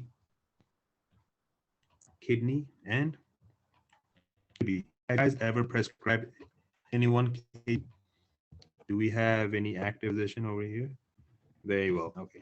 So you guys know exactly what we're talking about. So kidney and urinary bladder. So the physician will prescribe an X-ray to figure out what's going on with the patient. Okay. To figure out what's going on with the patient, the physician will prescribe an investigation, that is X-ray. In the X-ray, okay, in the X-ray, first of all, what I want to talk a little bit about X-ray findings. If you cannot find anything in the X-ray, well, what is the next imaging that you can do for kidney stones? Can you do a CT scan? Ultrasound? Sure, you can do an ultrasound, but in ultrasound you will not be able to differentiate whether it's what type of stone this is. The best thing that we can do is CT scan. We can also do an IVU, intravenous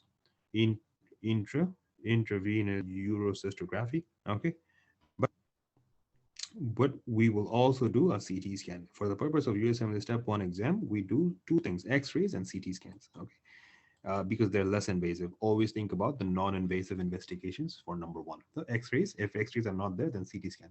My mnemonic for you is every stone in the kidney is radio opaque. Every stone in the kidney is radio opaque, except every stone in the kidney is radio opaque, except uric acid, which is radio lucent. Which one is radiolucent? A uric acid stone. Uric acid stone is radiolucent and everything else is radio opaque. Okay. And with that being said, I also want to talk about another thing. I want to talk about how each and every stone looks like, because in your NBME, specifically in your NBME, these kidney stones, they will be presented to you according to the shape in which they are formed. Okay. So the first thing that I want to talk, the first type of kidney stone that I want to talk to you about is calcium. Okay, that's okay. That's what it is. I'm pretty sure the first one was calcium. Let me just go and make sure. Okay, the first one.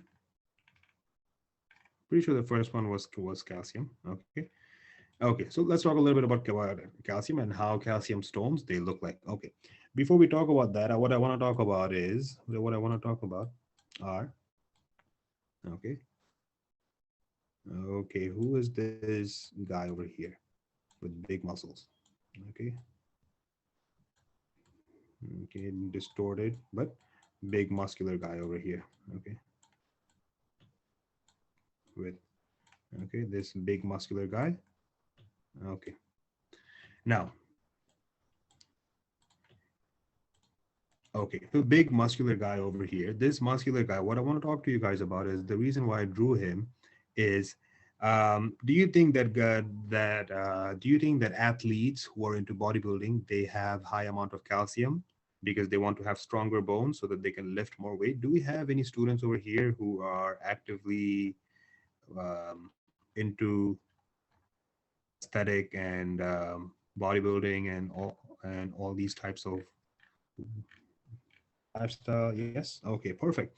So if you guys are into bodybuilding and building your physique, do you guys supplement with calcium?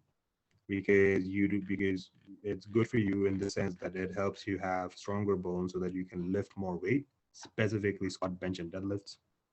Okay, so basically, if you have a bodybuilder, then they will supplement with calcium. Okay, so this bodybuilder, he is having calcium.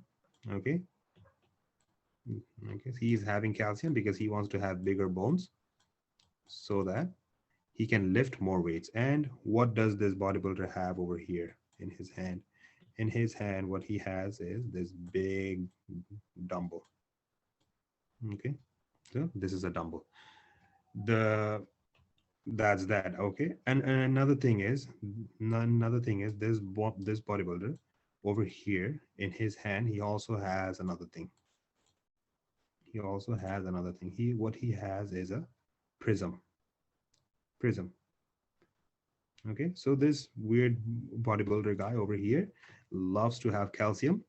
The bodybuilder guy, he is holding a dumbbell in one hand and a prism in another hand. So calcium can usually form two types of stones. That is calcium phosphate and calcium oxalate. Okay, calcium phosphate stones are dumbbell shaped, and calcium oxalate stones are wait one second. I think I kind of mixed up. Calcium phosphate stone. My apologies. Calcium phosphate stones are prism shaped. They are not dumbbell shaped. They're prism shaped, and calcium oxalate stones are dumbbell shaped. Okay. Can anyone please check the book and tell me if I'm correct or not correct? Correct, doctor. Correct. Okay. Perfect. Perfect. Okay, because like I don't want to go back to the book and that will. Okay, we don't have that much time. Okay, so calcium oxalate stones are dumbbell shaped. Calcium phosphate stones are prism shaped. So we're done with the shape, and then we're done with the X-ray findings. Okay, next one. Next one that we want to go to is um, is ammonium magnesium phosphate, or also known as true white. Okay, these are very high yield. Okay, so we're done with the X-ray findings and the shape. Next one that we want to go to are ammonium magnesium phosphate. Okay, and over here once again, ammonium magnesium phosphate, is it radio opaque or radiolucent? Fast answers, please. Radio opaque or lucent? Because everything is opaque except uric acid. Okay, so ammonium magnesium phosphate. Okay, the urine crystal over here that has the appearance that is, okay, so we have this okay, what is this? This is basically, okay, this is a, okay, bear with me for 1 second, my apologies. This is I draw very slow.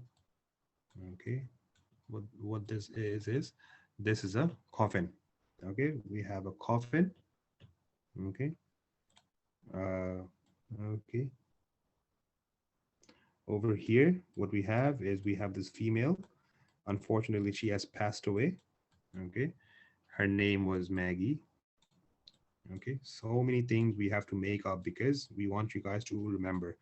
We apologize for the silly things we come up with. We don't want to upset anyone. Okay, so this lady who has passed out, her name is Maggie, and over here what this is this is a coffin. And what else does the coffin have? The coffin has the lid. Okay, this is the coffin lid. The coffin lid, this is the coffin lid. Okay, so the coffin lid is the coffin lid, then Maggie. Okay, everything can make you understand that ammonium magnesium phosphate stones are coffin lid in appearance. Coffin lid in appearance. Okay, Maggie for magnesium. Maggie for magnesium. Ammonium magnesium phosphate. What is the appearance? The appearance is they are coffin lid in appearance. Okay, and if I have to show it to you, okay, coffin lid appearance. This is exactly how it looks like. This looks like an exact coffin lid. the lid of a coffin. So that's that. Okay, so ammonium magnesium phosphate, they have a coffin lid appearance. This is a coffin lid, and that's what it looks like. Okay, so that's what ammonium magnesium phosphate is. Next one. Next one is okay. Uric acid. Is uric acid radio opaque or radiolucent?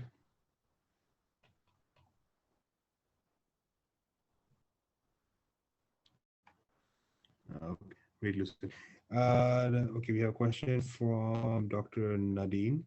Doctor, I think we took these in notes. Yes, we took these in notes. We did, but we have not discussed them in details and how to remember them. And I promised you guys that I will help you guys remember the details then. So now is the time to keep in mind all the details. Okay.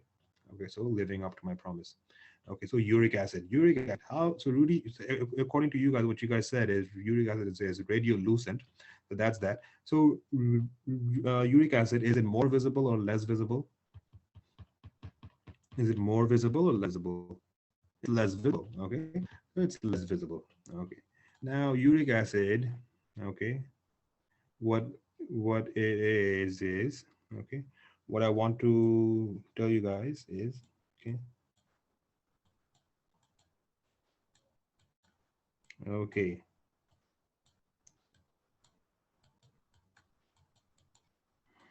okay, what's going on over here? Okay,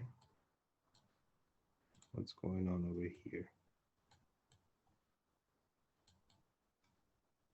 Okay, who is this character over here? This character, this one. Fast answers, please. John and You Jane. know very well. And who is this? Who is this guy over here? Who is this? Sadly, his name is not John. Okay, sadly, Jane has moved on. Okay, this is still Jane. Okay, but this is not John. This guy, his name is now Yuri. This is the best part about being a storyteller. You can change whatever you want to. Okay, Yuri is from Russia. Okay, Yuri saw Jane walk in, and you know how Russian guys are. Okay, they're very upfront. Okay, they're very confident, and instead of striking up a conversation, this guy Yuri straight away gives Jane a flower that is a rose. Okay, so uric acid, Yuri, is the shape that is a rosette rosette shape, or the shape can also be in the style of a rhomboid. Okay, have you guys seen a rosette? Okay, so this is the rosette shape. This is the shape of the uric acid stone, and they can also be in a rhomboid shape, in this shape over here, like this. So they can either be in a rosette or rhomboid, like this. Okay, are we clear? Uric acid. Right, John died. Right, poor John. Now we have Yuri. Okay, do not forget Yuri. Yuri is your Russian friend, extremely confident. Walking down the street, saw Jane, straight away gave her a flower and won her over. Okay, so that's that. Okay, are we clear on these informations about calcium, ammonium, and uric acid stone? Yes or no? Last one. This one is last one is cysteine stones. Cysteine stones are very important. Okay. Okay. So we have this chapel. Okay. This name of this chapel is Sistine Chapel. Okay. Do you guys know what a chapel is? This is a chapel. Okay. This is what a chapel is. The church. So this chapel, the name of this chapel is Sistine Chapel. And it has a shape over here on top. This shape is hexagonal shape. Okay, 1, 2, 3, 4, 5, 6, six-sided roof. The roof of this chapel is six-sided. Almost think about these kind of roof. Instead of two sides, this Sistine Chapel has six sides. So the shape is hexagonal shape. Okay, Having said that, cysteine chapels, are they, I mean, cysteine stones, are they radioopaque or radiolucent? Cysteine stones, radioopaque or radioopaque? And if they are hexagonal, like this one, hexagonal, then these are your cysteine stones, and the shape is hexagonal shape. They are hexagonal shaped. Okay, that's that. Okay, so having said that, I think we have discussed most of the stones. Okay, and we have to discuss what are the pH values that are important with the stones. Okay, first of all, the first thing that we want to talk to you about is calcium. First of all, calcium. Do you guys remember how I told you that calcium will always accumulate in an alkalitic condition? Yes or no? Yes or no? Calcium always accumulates in an alkalitic condition. Are we clear? Do you remember? Yes. So what should be the pH value for calcium stones? High or low? High or low? High. pH values are high. Okay. Next one. Next one is ammonium magnesium phosphate. Ammonium magnesium phosphate. Ammonium magnesium phosphate. What happens is these are formed during during infections. Okay. So for example, these are formed during urease positive bugs. So when they produce urea, if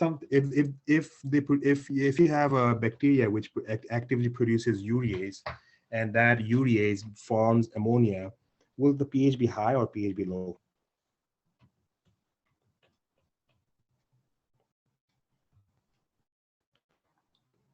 pH will be high. Low.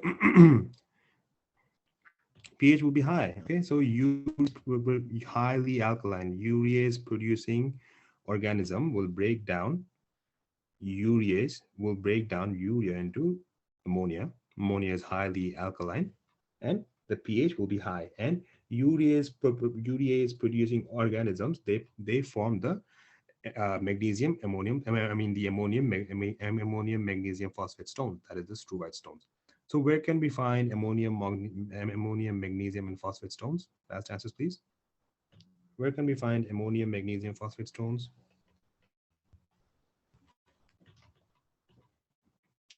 Urease positive infection. What are the urease positive infection? Urease positive infections are protease, staphylococcus saprophyticus, and klebsiella. They will hydrolyze urea to ammonia, and they cause urinary alkalization. That's that. Okay. Next one. Next one is uric acid. Uric acid, the name has acid in its self. I mean, over there. So if the acid has to accumulate, can the acid accumulate in an acidic condition or in an alkaline condition? Alkaline condition. Fast answers, please. Acidic condition. Uric acid will obviously accumulate in an acidic condition. So what should be the pH for uric acid? High or low?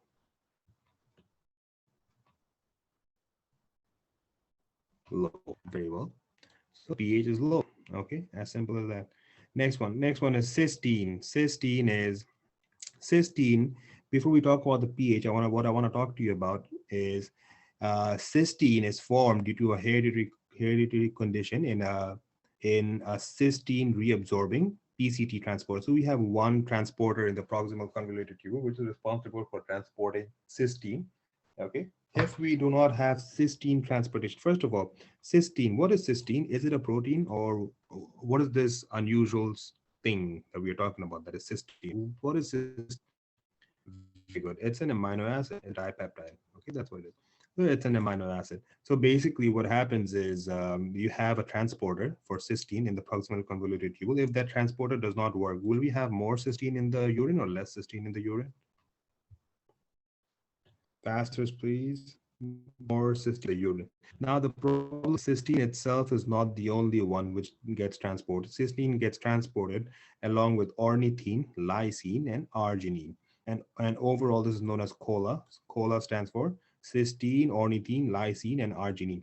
If we have a transporter which has a defect of cysteine, then cysteine is poorly soluble. The stones form in the urine, can form staghorn. They can form staghorn calculi, and all these things are that, I mean, all these amino acids that are present in the urine, they can have they can have these hexagonal structures. Okay, now the thing is, this high amount of amino acid that is present, the word amino acid has the word acid in it. So should the pH be acidic or alkaline?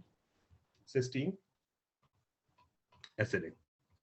Okay, so the pH should be low or high. pH should be low or high. Low. Okay, now fast questions and fast answer sessions. Okay, first of all, number one, calcium, high pH or low pH for accumulation. Fast answers, please. High, low calcium. Ammonium, magnesium phosphate, high pH or low pH. Next one is uric acid stones, high pH, low pH. Next one is gene stones, high or low. Okay, high or low, and the answer is low. Okay, that's what it is. Okay, and in these patients, they can have sodium cyanide nitroprusside tests that are positive. Okay, so positive sodium nitroprusside test. We will talk about this in details in chemistry. We will not talk about this right now because this is a very big test. Another one that we want to talk about are the treatment. Okay. So number one, how do you treat a patient who has calcium stones? First of all, we give them thiazides. Okay. Calcium stones are very common. Calcium oxalate is more common than calcium phosphate. It all depends on the shape. So look out for the shape. If it's a shape like dumbbell, it's calcium oxalate. If it's shaped like a phosphate, it's wedge shape. Okay. And the thing is, vitamin C abuse and ethylene glycol, this is a very high yield condition for formation of calcium oxalate stone, that is antifreeze. Antifreeze is basically, it can be used by young kids because they think it's a drink. So it's blue in color. So they can think that it's a drink and they have it and they can precipitate the formation of calcium oxalate stone. How do we treat calcium oxalate stone? Do you remember yesterday we came across a question that how to prevent how to prevent recurring calcium stones? You guys remember that question? Yeah, that's the one. Okay, so we can treat them with thiazide. We can treat them with citrate for calcium oxalate, because citrate, what this will do is prevent the formation of oxalate, and because hypocitraturia is basically the condition for formation of calcium oxalate. And if we give citrate would bind with oxalate and prevent the formation of binding of oxalate to calcium. Okay. Another one that we can give is a low sodium diet. Okay, so we can give a low sodium diet, but overall, the most important treatment is thiazide. Again, for calcium phosphate is more or less the same, thiazide, low sodium, and maintain diet. Ammonium magnesium phosphate, it's caused due to an underlying UTI by a urease positive organism. So the treatment should be targeted due to the underlying infection. So antibiotics for ammonium magnesium phosphate. Uric acid, since the pH is low, this precipitates the formation of uric acid. If we alkalinize the urine, how do we alkalinize the urine? What do we use to make the urine alkaline?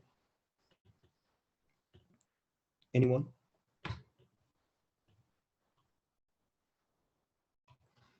How do you alkalinize the urine? Have you guys heard of, no one has an idea? Have you guys heard of sodium bicarbonate solution used to alkalinize the urine?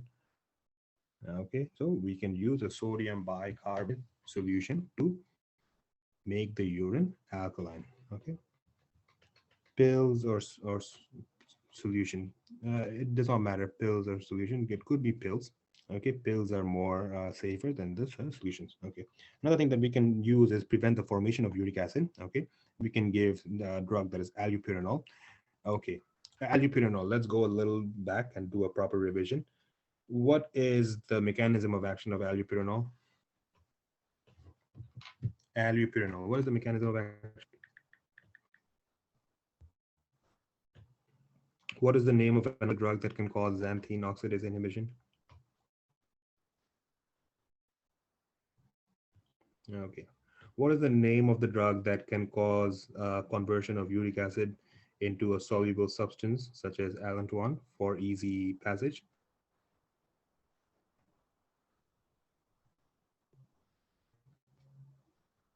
Very good. Okay, good. Very good. That's what it is. Next one is cysteine. Cysteine, once again, if we want to treat a cysteine amino acid, a low pH condition, can we also turn the urine alkaline to prevent the formation of cysteine stones? Yes or no? Okay, so the treatment is once again alkalinization of the urine, chelating agents such as penicillamine and low sodium diet. Okay, so that's what it is. Okay, having said that, are we all clear on every information from kidney stones? Next time we receive questions from kidney stones, will we be 100% confident in answering them? Because that's the goal of our lecture, is that's making you 100% confident. First of all, if they tell you that the stone is radiolucent, what should be your answer straight away? You go back and dumbbell shape. What should be your answer?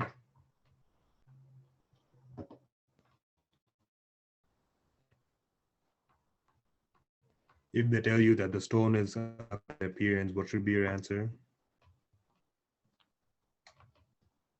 Fast answers, please. What should be your answer if they tell you that the stone is a coffin-led appearance? Coffin-led appearance. Come on. It's ammonium magnesium phosphate. Very good. Okay, ammonium magnesium. Next one is if someone tells you that the shape of the crystals are now hexagonal shaped, what should be your answer? Hexagonal. The stones are rosette or rhomboid shaped. What should be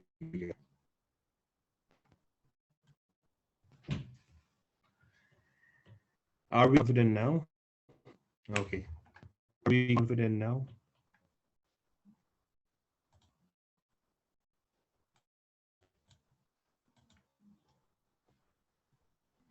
Can you guys hear my voice now? Is the voice clear?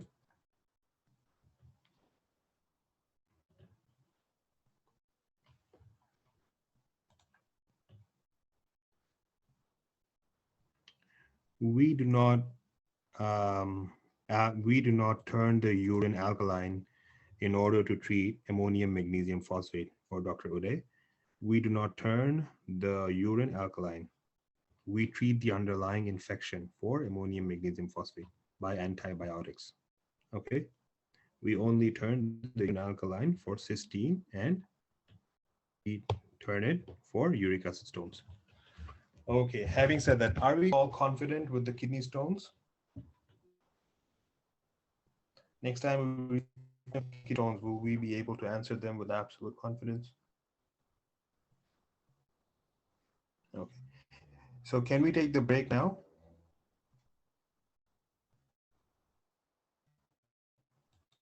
How long do you guys want to take the break?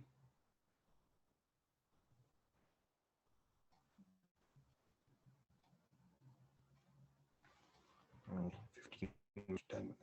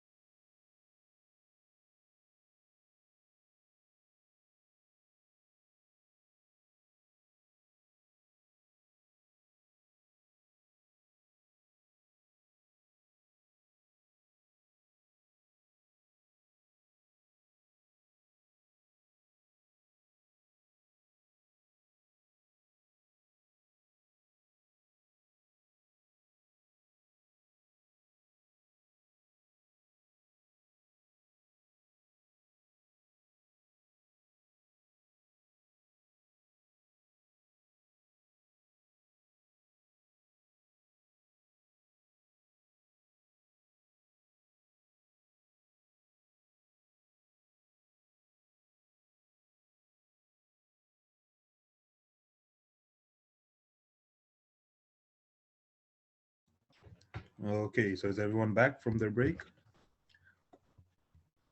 Do we have everyone who's back from the break? Can you guys hear my voice? Is the voice clear?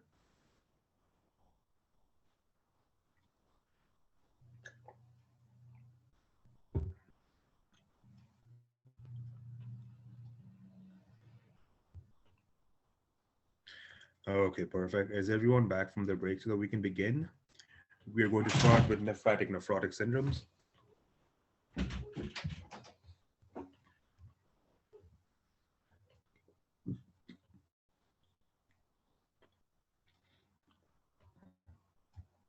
Okay, very well. So have you guys understood the lecture till now?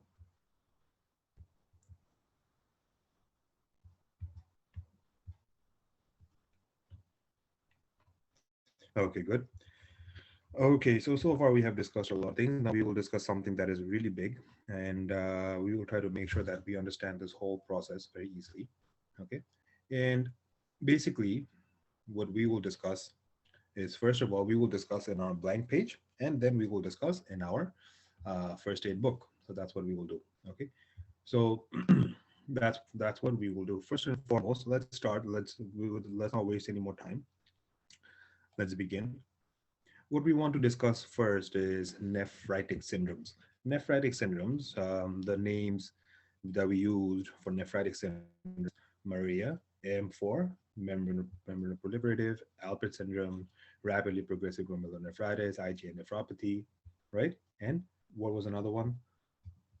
Another one that we used was acute post-streptococcal glomerulonephritis. That's what we did. So the first thing that we want to discuss, nephritic syndrome. Okay, now what is nephritic syndrome? Once again, nephritic syndrome is basically presence of hematuria, hypertension due to glomerular basement membrane damage, preceded by inflammation. Okay, the first disease that we want to discuss is acute post-streptococcal glomerulonephritis. Okay, so before we discuss acute post-streptococcal glomerulonephritis, there are some things which I want to start with. First of all, in order for you to diagnose a nephritic condition, okay, there are three lab exams.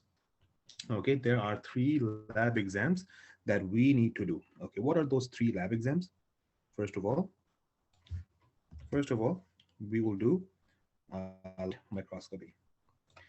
Okay, after that, we will do an immunofluorescence test, and then we can also do an electron microscopy. So the main problem is not understanding the disease, because everyone will understand what acute post-streptococcal glomerulonephritis is. The main problem is we have to realize what are the changes that are occurring in these three conditions. That is the game changer. Okay, so the first disease that I want to talk about is acute post-streptococcal glomerulonephritis. Okay, so what is acute post-streptococcal glomerulonephritis? This is basically your condition that is the formation of nephritic syndrome that are most frequently seen in children 2 to 4 weeks after group A streptococcal infection of the pharynx or skin. Okay, so basically this is very high yield. Okay, this is very high yield. You will receive questions from this in your actual exam, where they will tell you that the child has hematuria, hypertension, and on past history, he had sore throat or skin infection. And it will resolve spontaneously in children, then they may progress to renal insufficiency. And what type of a hypersensitivity reaction is this? When we study immunology, we will study all the types of hypersensitivity. We basically have four types: 1, 2, 3, 4. One is anaphylaxis. Two is formation of what? Antibodies against what? Fast answers, please. What is type 2 hypersensitivity? What is the type 2 reaction? Type 2 hypersensitivity reaction, formation of antibody against antigen directly, or deposition of antigen complexes.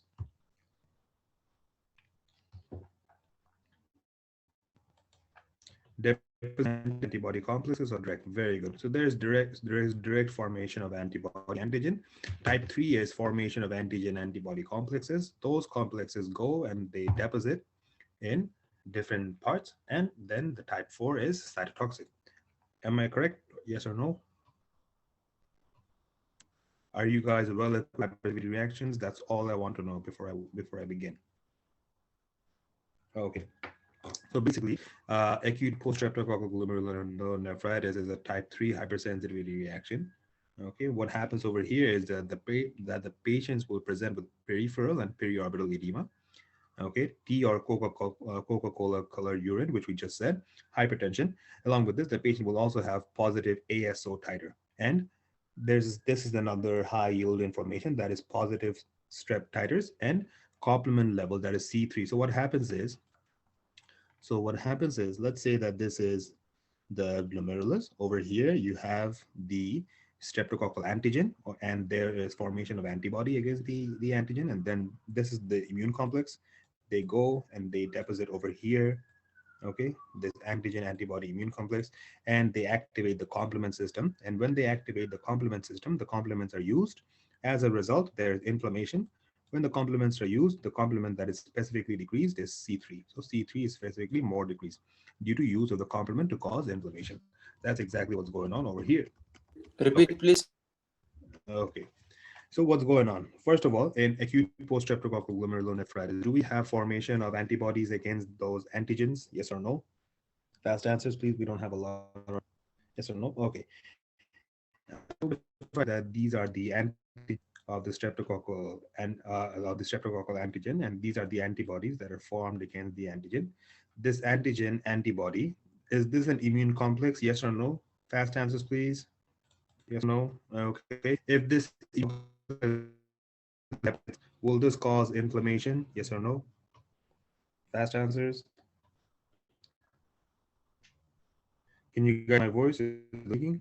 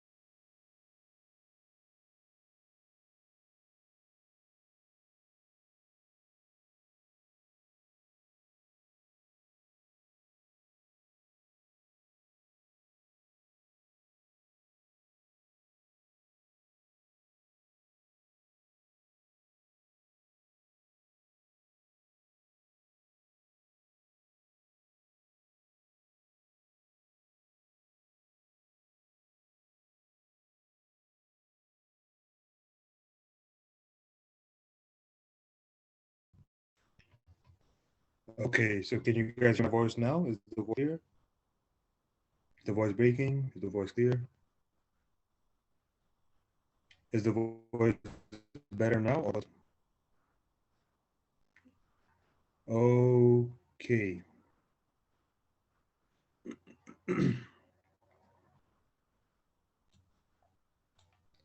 How about now? Is the voice better now? Better? Okay, perfect. Okay. Okay, let's begin. Okay, I apologize for the delay and the problems. Okay, uh, so let's start once again. Okay, let's not waste any more time. So we were talking about nephritic syndrome over there. We talked about acute post-streptococcal glomerulonephritis.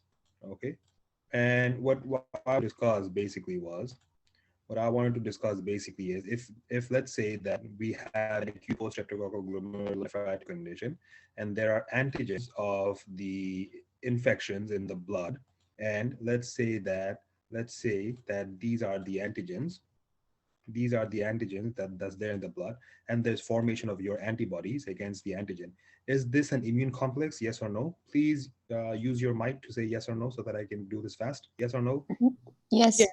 Yes. If they go and deposit in the glomerular basement membrane, will they cause inflammation? Yes or no? Yes. Okay. Yes. If Yes. there is formation of inflammation, will there be activation of the complement? Yes. Okay, and the complement that's activated results in increased use of the complement C3. As a result, complement C3 decreases. That's all I wanted to tell you guys. This is the mechanism for acute post-streptococcal glomerulonephritis. Okay, thank you so much. Please use the chat box to answer questions.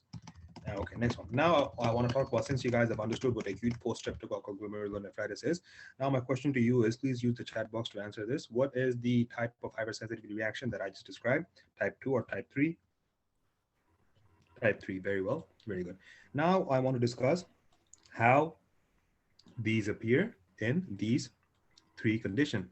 That is light microscopy, immunofluorescence, and electron microscopy. How do they appear in these three conditions? Number one, if you have glomerular where there is where there's immunocomplex deposition, okay, due to increased inflammation, will there be hypercellular glomeruli? Yes or no? Will there be hypercellular glomeruli? Okay, so inflammation, there will be hypercellularity. Okay, and another thing is what happens is that this immune complex, they deposit in the subepithelial region. Okay, so they deposit in the subepithelial region. So they deposit over here. Okay, beneath the epithelium. I'm sorry. Okay, they deposit over here in the subepithelium region. And what happens due to this is there's formation of an overlying layer, formation of an overlying layer. So you have a lot of subepithelial deposits like this. Okay, let me show you a picture.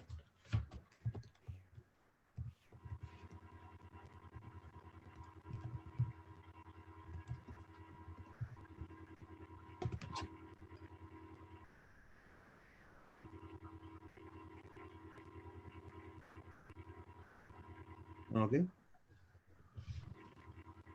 Okay. So this is what a normal glomerular capillary looks like. This is what a normal glomerular capillary looks like. Okay.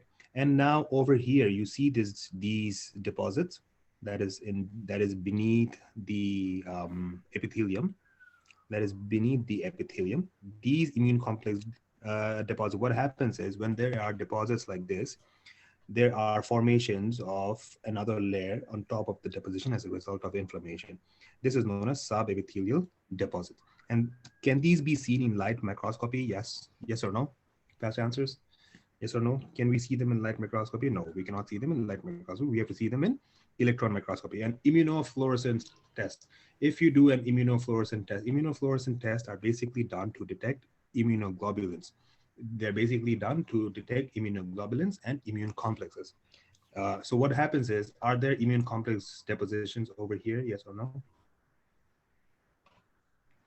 Yes, and the deposition of immune complex over here, they have a starry sky appearance or a granular appearance due to the lumpy, bumpy appearance of these layer on top of the immune complex. They appear as lumps and bumps, and on even on immunofluorescence, they have a lumpy, bumpy appearance. So once again, what do we see in light microscopy? In light microscopy, we see glomerular enlargement for acute post-streptococcal glomerulonephritis. What do we see in electron microscopy? In electron microscopy, what we see is subepithelial. Always remember, beneath the epithelium, not endothelium. Okay, beneath the epithelium. Epithelium meaning the glomerular basement membrane. If I say endothelium, endothelium means beneath the capillary endothelium. Do you remember how I said that there's basement membrane, podocyte, and fenestrated capillary endothelium? Subepithelium means beneath the basement membrane, and subendothelium means beneath the capillary. Okay, so this is subepithelial. So subepithelial subepithelial humps, which we can see in electron microscopy for acute post-streptococcal glomerulonephritis. And an immunofluorescence study, they will be positive immunofluorescence. And how will they appear? They will appear as starry sky,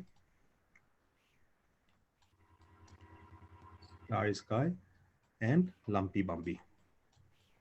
Basically, they will appear as starry sky. Okay.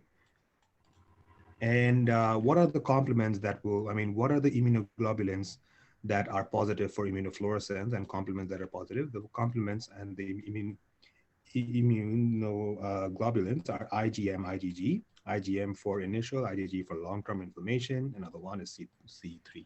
For these three, you have immunofluorescent findings. So these are the findings in your acute post-streptococcal glomerulonephritis. Next time is if you receive a question, and you will, and they tell you that they have a patient like this, and in light microscopy, what do you expect? You expect glomerular enlargement. If they ask you what do you expect in electron microscopy, you expect subepithelial humps. If they ask you what you expect in immunofluorescence, you expect positive starry sky and lumpy bumpy appearance. Okay. Immunofluorescence study. What is immunofluorescence study? Does anyone have any idea what immunofluorescence study is? Yes or no? Do you guys have any idea what immunofluorescence study is? Can you guys write down what you guys know about immunofluorescence study? Please, we have to be really fast. If you do not know, just say no, and I will explain it for you. Very good. Anyone else?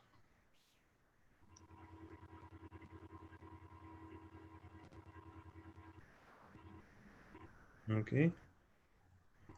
Okay. So according to Dr. Naud, light plus imaging penetration with specific color labeled antibodies. Okay, that's basically what it is. So basically, you want to detect immune complexes. You want to detect either antigen or antibody.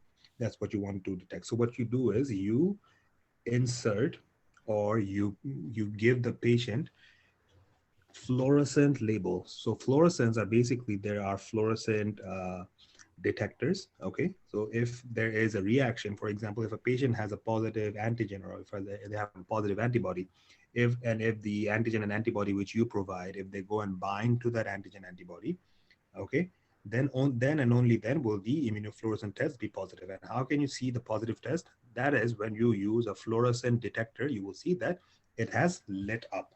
Okay, so how do you see that? How do you see that? That's basically, okay, in case of acute post-streptococcal glomerulonephritis, what you see is you see starry sky and a lumpy bumpy appearance. If you guys can go to your first aid, okay, I'm going there right now. Over there they have a picture, okay, they have a picture for the lumpy bumpy appearance of the star sky. Please check that out and tell me yes, I'm done, so that I know that you guys have checked the image out while I turn this on. Have you guys seen it? Have you guys seen the image? Okay, very, very good. So that is the type of picture that you will see in acute post-streptococcal glomerulonephritis. Okay. Okay, next one.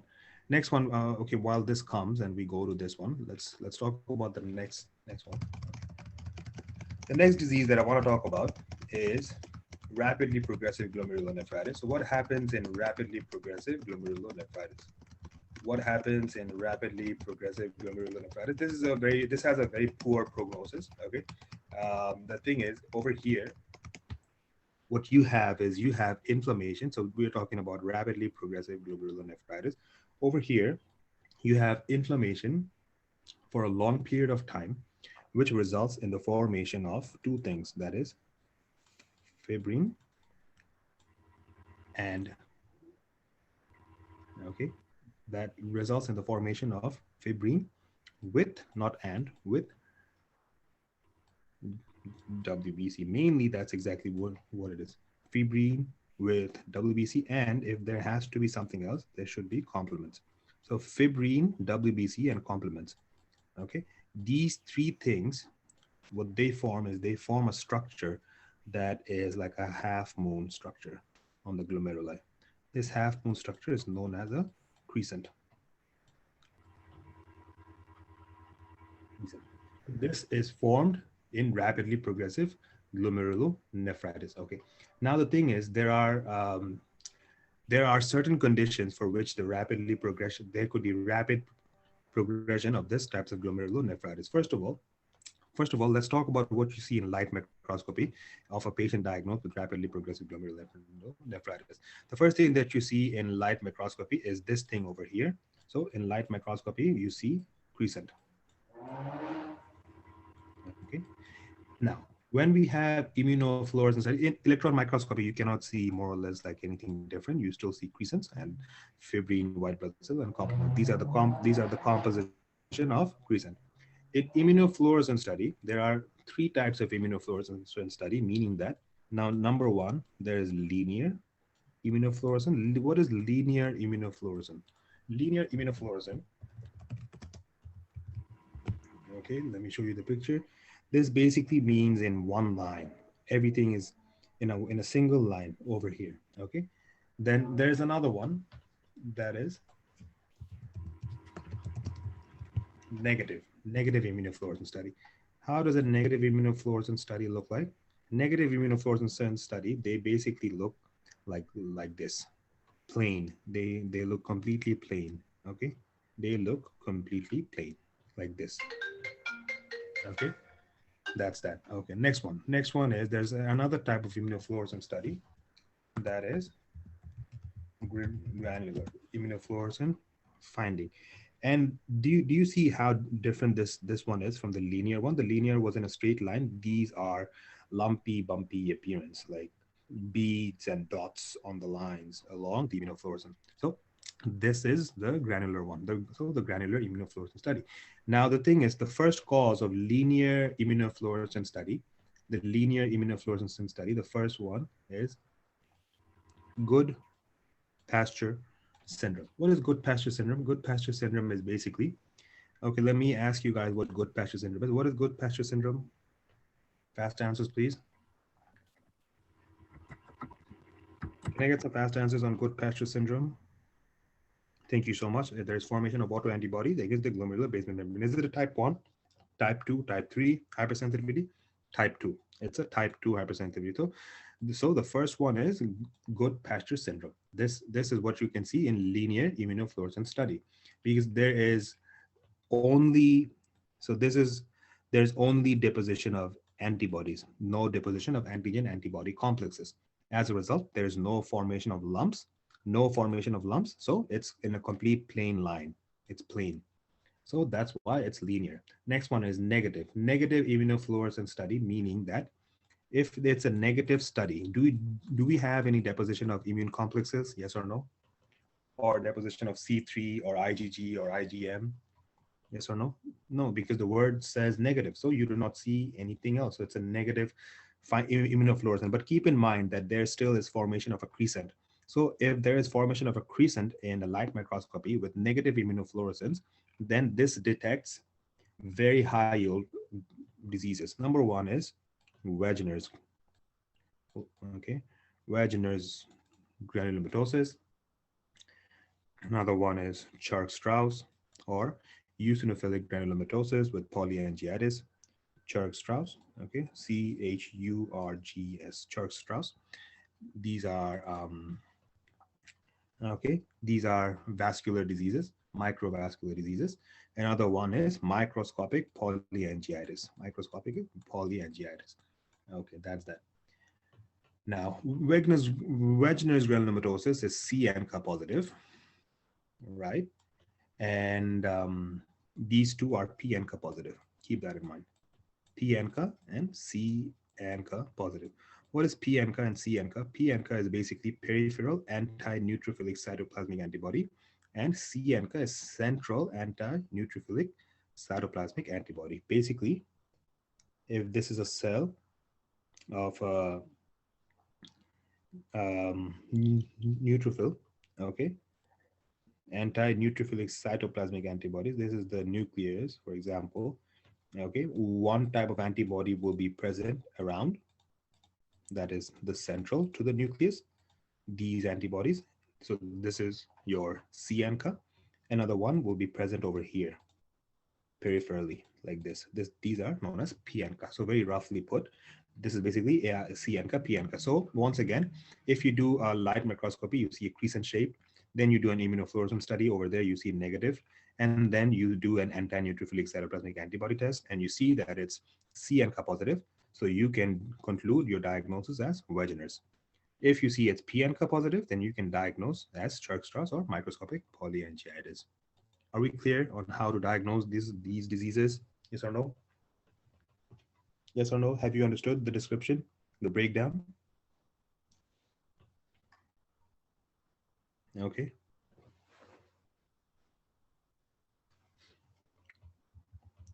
Review. Yes, we will review this once again. No problem. Let us finish. Okay. Just let me finish this, and then we can do a review again. Okay, we will review RPG again. Okay, next one is the granular type. So we have linear, negative. Another one that we can see is granular. Okay, what are the causes of granular immunofluorescence? The causes of granular ones are either the one we just talked about, that is post-streptococcal glomerulonephritis, because over there you have deposition of immune complexes, and diffuse proliferative glomerulonephritis. Diffuse proliferative glomerulonephritis. Over there you also have deposition of immune complexes and formation of another layer for which there is lumpy, bumpy appearance, and it's a thick line like this one. So it's a thick line. Okay, so that's that. Okay. So with that being said, we have studied rapidly progressive glomerulonephritis. Okay. What I want to do is I want to ask you guys, basically. So first of all, if you want to diagnose a patient with rapidly progressive glomerulonephritis, first of all, if you do a light microscopy test, what do you expect to find in a light microscopy test? Can I get some fast answers, please, in the chat box? Can I get some fast answers? Okay, crescent, very well. So you see, so you find, what you find is you find crescent. After you find crescent, you suspect rapidly progressive glomerulonephritis, and then you do immunofluorescence test step by step. When you do an immunofluorescence test, you find that the immunofluorescence is linear. What is your diagnosis? Fast answers, please. Goodpatcher syndrome. If you find that the immunofluorescent is granular, what is your diagnosis? Diffuse progressive or post-streptococcal. Okay, good. Post-streptococcal glomerulonephritis and diffuse proliferative glomerulonephritis. Very well. Next one is if you do the test and you see it's negative. What is your diagnosis? Can you come to a diagnosis after negative, or do you have to do neutrophilic, anti-neutrophilic cytoplasmic antibody test? Anti-neutrophilic cytoplasmic antibody test. If it's a peripheral one, then what is your answer? If it's a peripheral one, then what is your answer? Fast answers, please. Church-Strauss or microscopic polyangiitis. If it's a central one, then what is your answer?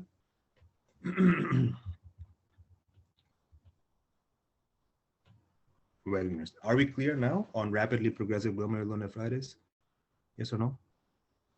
Now, can you diagnose these diseases? Okay, very well. Next one.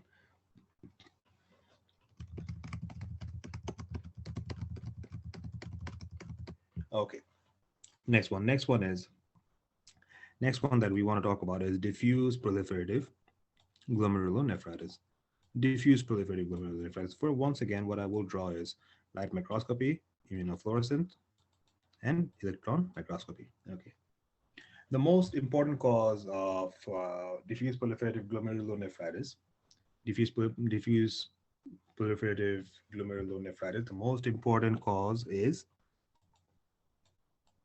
SLE, systemic lupus erythematosus. And I'm going to tell you why. Is SLE an autoimmune condition in which there is deposition of autoimmune antibodies against different types of antigens in the whole body? Yes or no? Yes. So can there be formation of immune complexes against, my apologies. Can there be formation of, no, I'm not apologizing. I'm sorry. I was actually saying the right thing. So can there be a possibility of formation of antibodies against these antigens and then deposition of immune complexes in the lining of the glomerular basement membrane? Yes or no? Yes. So another one is, what do you mean by diffuse glomerulonephritis? What do you mean by that? What do you mean by the word diffuse? Fast answers, more than 50%. Very good, Dr. Adnam. What do you mean by the word proliferative? Proliferative. Do you mean a hypercellular glomeruli? Very good. So you mean a hypercellular glomeruli. So if you have an autoimmune condition in which there's widespread formation of antibody against all the antigens in the kidney, in the nephron, and there is formation of these antibodies, then this is known as diffuse proliferative glomerulonephritis. Now, this immune complex depositions, where will they be deposited? In the subendothelium or in the subepithelium?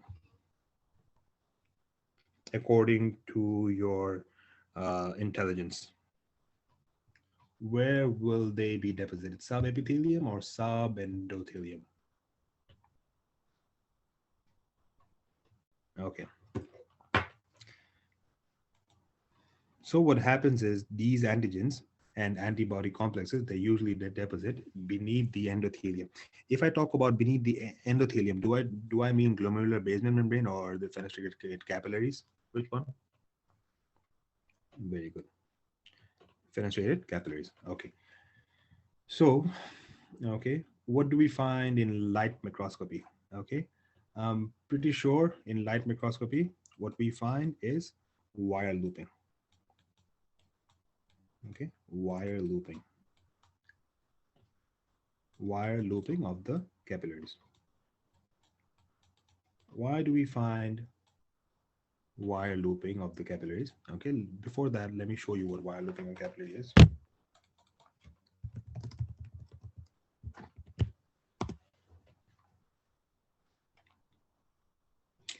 So you see these, okay, let me see if there's a better image. There we go. Okay, you see like how one nephron looks like it's been looped and it's thickened. So do you guys see how one is being looped around another one, like it's a wire? Okay, what is wire looping? One second, I just want to make you guys understand what you are looking at.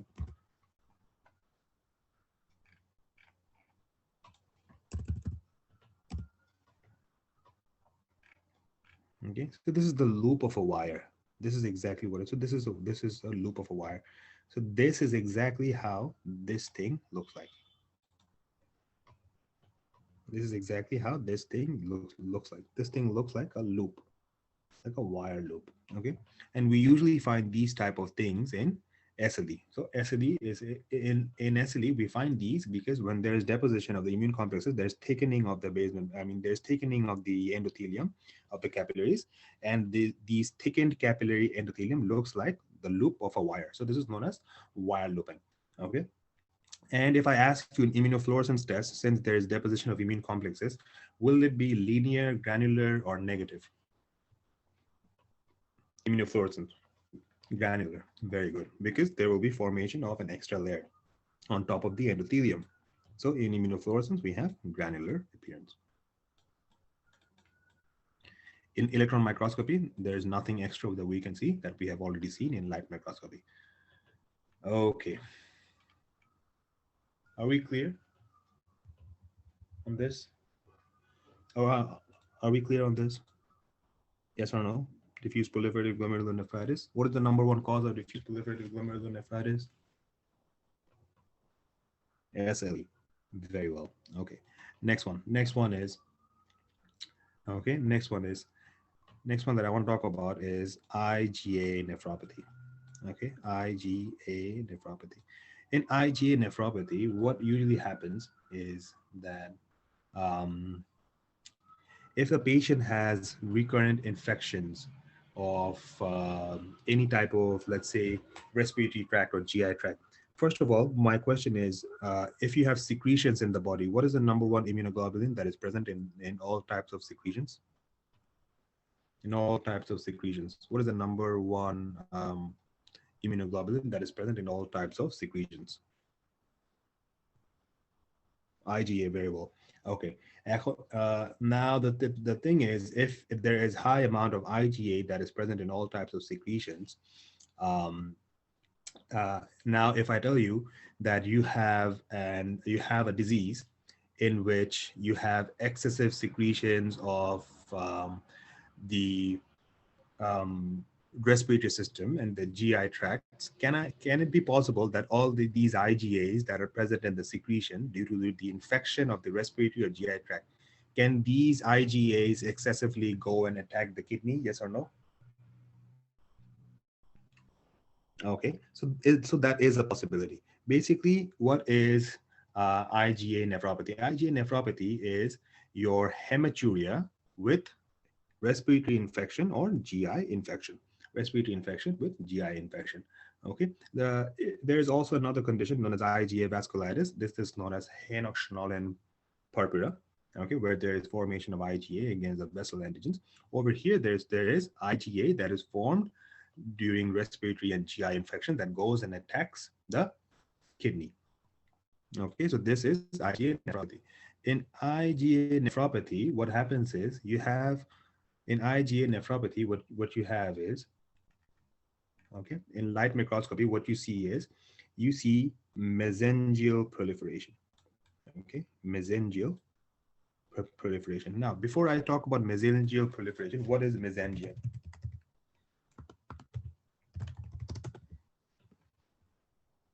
Okay, let's show you guys what a mesangium is. Okay, this is a mesangium. That is in between. Do you see what's going on over here? You have the efferent, and all the space in between. This space over here, in between the nephron and the right, the loop over here. This space over here is known as the mesangium. And in IgA nephropathy, there is deposition of the IgAs over here, and this causes inflammation, and then there is thickening or excessive formation of the mesangium. So this is known as mesangial proliferation. Okay, so this is what you can see. So you see mesangial proliferation in IgA nephropathy. Okay, electron, your immunofluorescence test. If you do an immunofluorescence test, since IgA is positive, will immunofluorescence be negative or positive?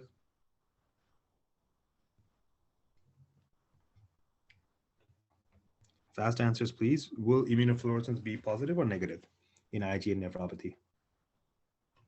Immunofluorescence test, immunofluorescence will be positive.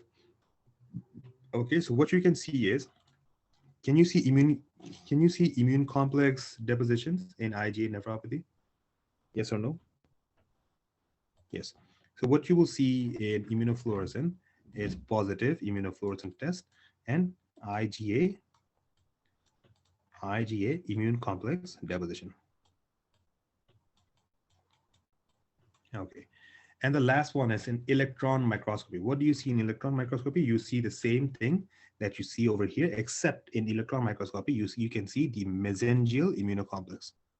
You can see light microscopy over there. You can see mesangial proliferation. In electron microscopy, you will see mesangial immunocomplex deposition. Okay, so that's that. Was that very difficult for you to understand? Should be very easy. We have broken down exactly where IgA comes from, How does it bind? What's mesangium? What is mesangial thickening? What is immunofluorescent? Everything from top to bottom. Do you guys still have any question? Difficult to remember. Of course, this is difficult to remember. That's why this is so high yield. Okay, that's why this is so high yield, and that's why we are taking our time to break it down into little pieces that you can easily bite and swallow. Okay. So the problem here is hyperproduction or lack of IgA, hyperproduction. Okay. You have a question, of course. Shoot. What is your question, please? How can we differentiate between burger and hinoxidil and purpura? Well, burger is a fast food, which we basically eat. It has all burgers. Okay. Okay, good. So this is a good question. The question is, how can we differentiate between Burgess disease and okay, hinoxidil purpura, IgA vasculitis? When we studied IgA vasculitis, what did we study about the hinoxidil purpura?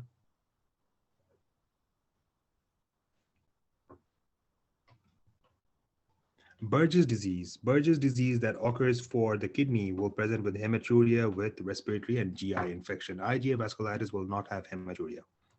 Is that clear? That is another type of Burgess disease. There is another Burgess disease which is associated with smoking, and then there is autoamputation of the digits. That is another Burgess disease. Are we clear? This is also called Burgess disease. There are two Burgess diseases. Right. That has more. Hinoxidil purpura has more skin symptoms. Okay.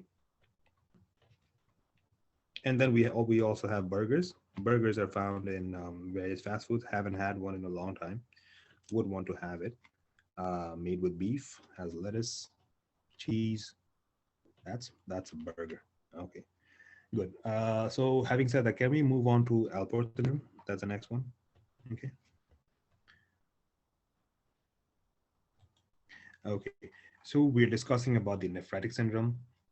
We are very close. We have two more that we want to discuss.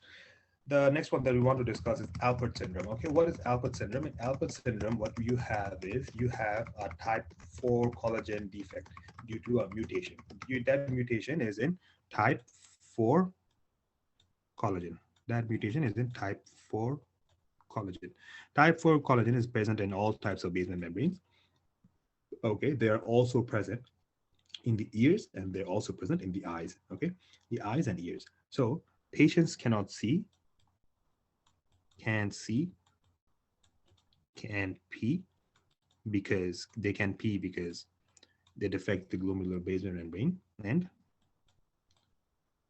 can't hear a B. What does that mean? That means the patients have retinopathy, the patients have nephropathy, the patients have an autopathy or an autological condition. Okay, so basically, what are your sign symptoms? The sign symptoms is that the patient will come and tell you that the patient has blurry vision, the patient has tinnitus, vertigo, then the patient also has hematuria. Okay, so combination of eyes, ears, and kidney symptoms. Okay, the only interesting thing about this one is in Alport syndrome, due to the mutation, you have the nephritic syndrome. This nephritic syndrome is once again due to the mutation, you have glomerular inflammation and glomerular basement membrane damage. And in light microscopy, you cannot see anything. What about immunofluorescence? Will it be positive or negative? Is there formation of any types of antibody? So will immunofluorescence be positive or negative? Negative. Immunofluorescence is also negative. In electron microscopy, what you see is a basket weave pattern. Okay, so this is a basket weave appearance. This is what you see. This is what you see in Alport syndrome, like a basket weave. See this? See this one? This is what looks like a basket weave appearance. So what you will see is basket weave. And why does this appearance occur in glomerular basement membrane. That's because of the irregular thickening. There is thickening that is irregular in nature, and that's the reason why this occurs in Alpert syndrome. So what do we see in electron microscopy? Basket weave appearance. That's what we see. Okay. Irregular thickening. Are we clear now? Are we clear with Alpert syndrome? Okay.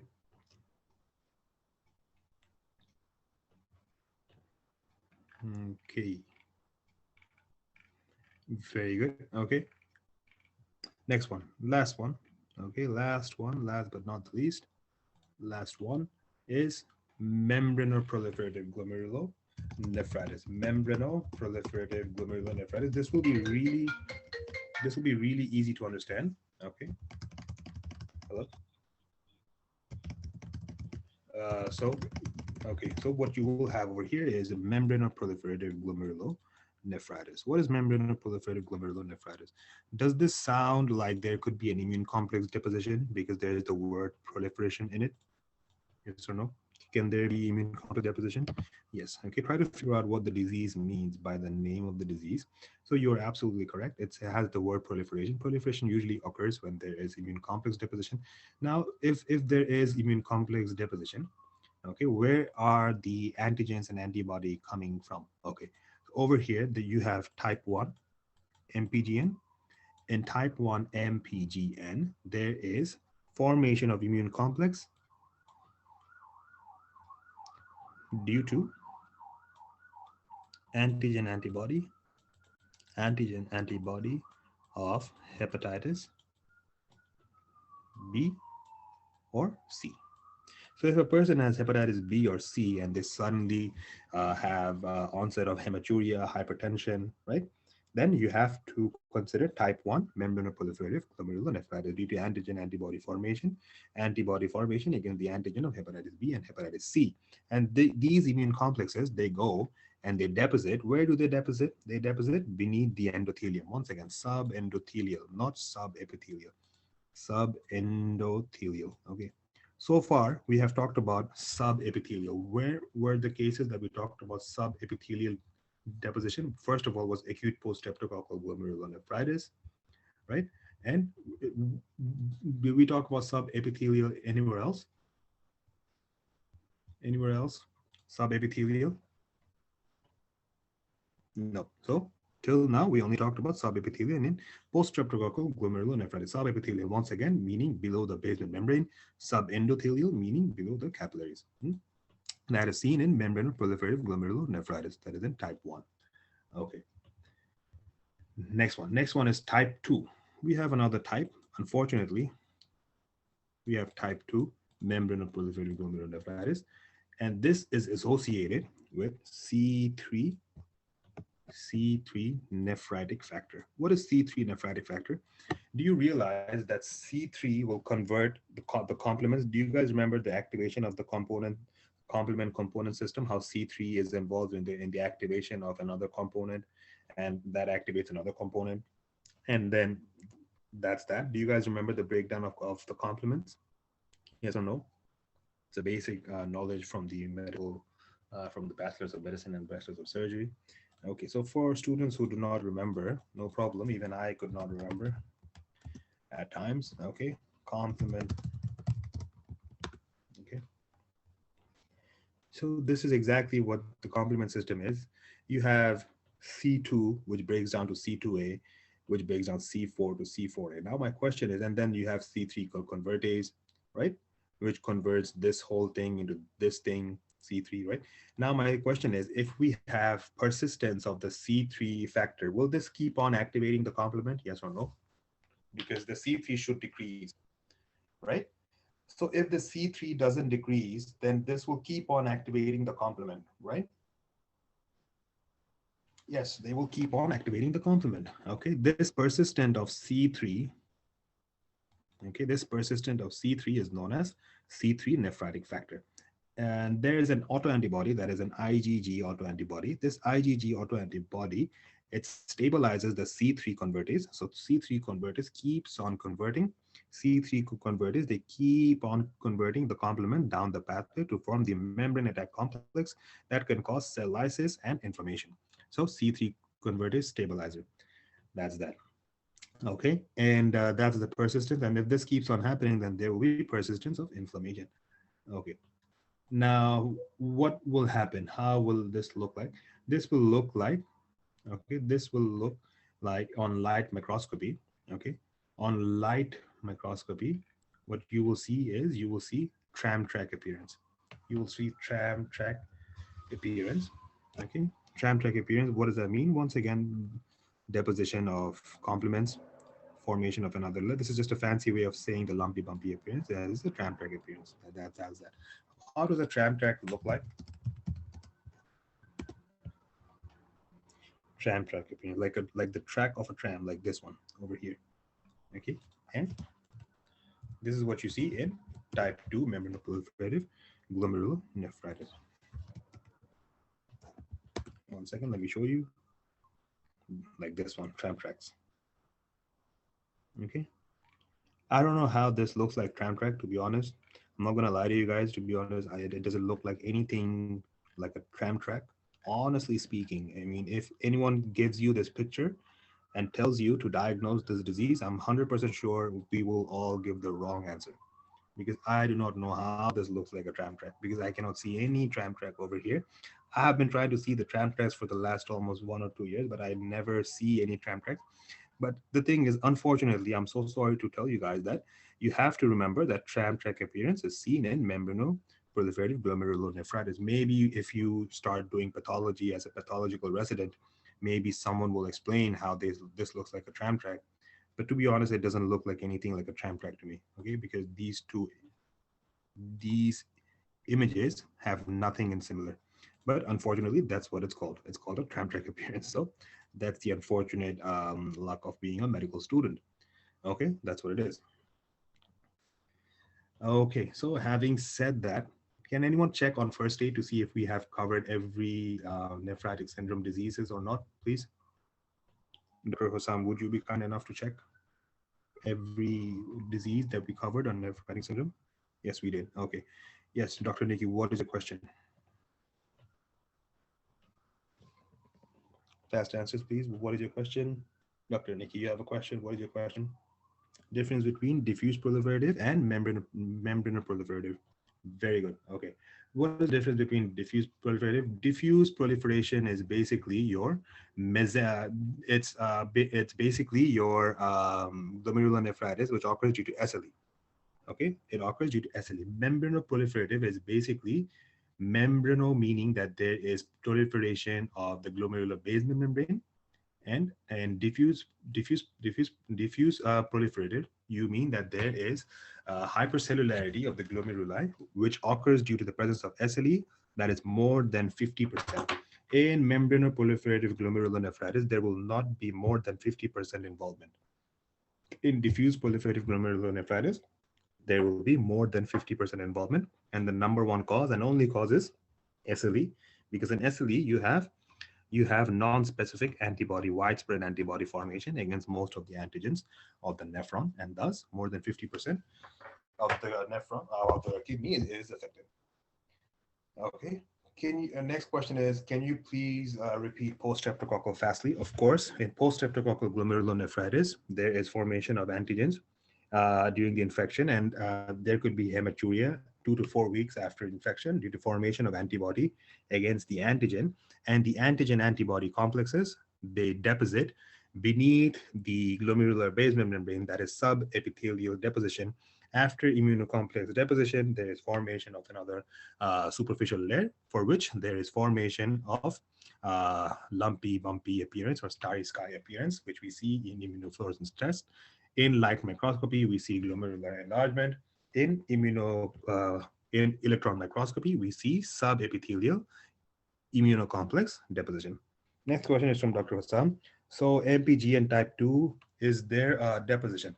In MPGN type 2, once again, what happens is there is deposition of the complements.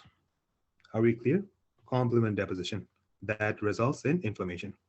Due to the C3 convertase, C3 nephritic factor, there is deposition of complement, and that's why we have the inflammation. Are we clear? Does anyone have any other question regarding nephritic syndrome? Fast answers, please. How is C3 low in membranoproliferative?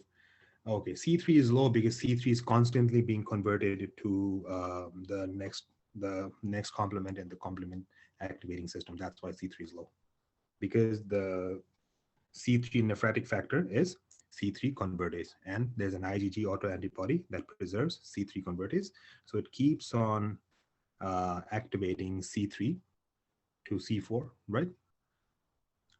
That's that. Any other question? Any other question? Okay. If no one has any other question, I will give you guys exactly 5 minutes. Okay. What I would need you guys to do is read the nephritic syndrome things once again, and I will not move on to nephrotic syndrome until and unless I have been confident that everyone has understood our lecture and understood every text in first aid. First of all, before reading it, okay, wait for a second. First of all, before you guys move on to reading the nephritic syndrome, I need you guys to take a picture of this on your phone and keep it. And whenever you guys get the chance, instead of going through Instagram or Facebook, next time, please go through these findings of nephritic and nephrotic syndrome in your phone, at least till your exam. And trust me, you will thank me, and you will thank yourself for doing that, because these are the information that is absolutely high yield. If I could put 100 stars, I would put 100 stars in nephritic syndrome, because I have complete faith in the fact that you will receive at least 10 questions from this page. Okay, this is very, very, very, very important. If needed, take a picture of this, print out a copy, and post it on your wall. Okay, keep it on your wall, not your Facebook wall or Instagram wall, your actual wall, which you see every day. Okay, post it over there so that from time to time you can look at it. Okay, that's how important this is. Okay, so having said that, it's 12:21 as of right now. Your task for right now, for the next 5 minutes, is reading everything and understanding, and I will ask you questions. And only after I'm satisfied with the answers shall I move forward. It's 12:21 as of right now. And please take 5 minutes and read the nephritic syndromes. Okay. Okay. I'll ask you guys a question at 12:26.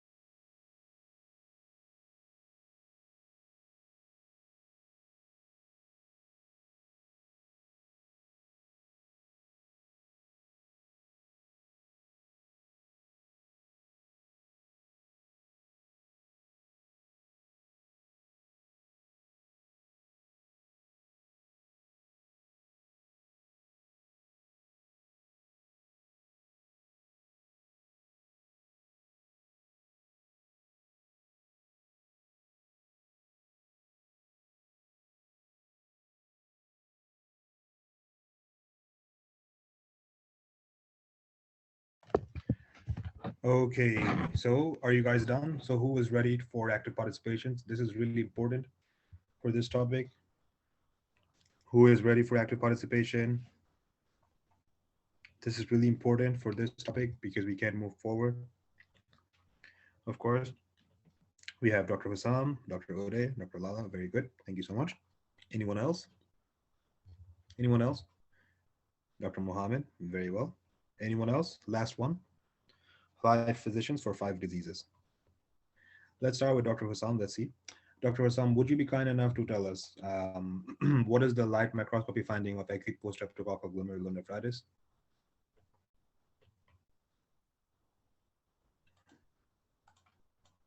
Okay, how about now? Yes, doctor. Now it's okay. Okay, what is the light microscopy finding of acute post-streptococcal glomerulonephritis? Yeah, hypercellular glomeruli, Very good. What is the immunofluorescent finding? lumpy, bumpy appearance, Very good. How about electron microscopy? and star sky. Electron microscopy, sub-epithelial deposition. Thank you so much. Very well. Next one is Dr. Lala. Would you be kind enough to tell us what is the light microscopy finding of rapidly progressive glomerulonephritis? It's a crescenteric. Okay. What is the linear finding? Again, If there's a linear immunofluorescent, what would you suspect? Pasteur. If there's negative and crescent, then what are the 2 diseases you would suspect? Wegener and Charles Strauss. If it's P and I mean if it's Wegener's, then it's CNK positive. Am I correct? Yes, central. And if it's PNK positive, then you would suspect Church-Strauss and microscopic polyangiitis. Okay, if it's granular, what would you suspect? All diffuse. All proliferative glomerulitis. Good. So Diffuse or glomerulonephritis and diffuse proliferative glomerulonephritis. Okay.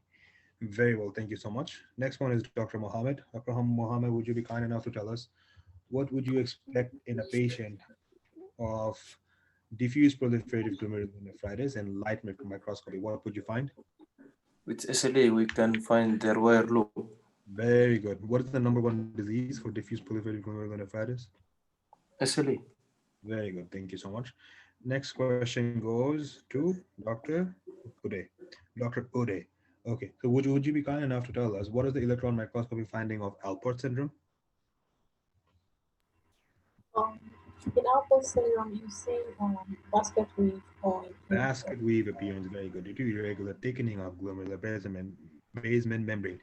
And last one is last one. Who do I ask the last question to? Can I ask the last question to who wants to? Okay. Anyone interested for the last question, please? Anyone?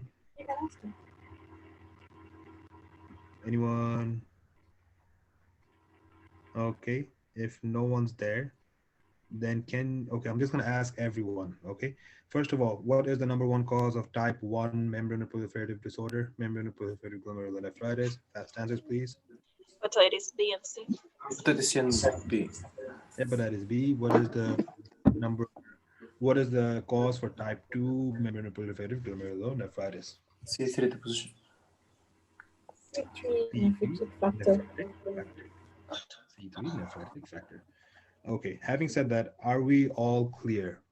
I know we're not confident with nephritic syndrome, and I do not expect you guys to be confident with this, but has the lecture helped breaking down everything? Because that's the main thing in concern, because you have to look at this once or twice again in order to be completely confident. Complete confidence in nephritic syndrome is very important, okay? I know you're not confident, but is it clear? If you look at it once again, will you be confident to read it without any problem? Okay, good. Next one. Okay, next one that we want to go to is nephrotic syndrome. Okay, nephrotic syndrome. Okay, now let's talk about nephrotic syndrome. First of all, nephrotic syndrome is your podocyte damage, and as a result, you have massive proteinuria, more than 3.5 grams per day, Along with this, patients are hypercoagulant, patients have hypercholesterolemia. Okay, so these are the problems.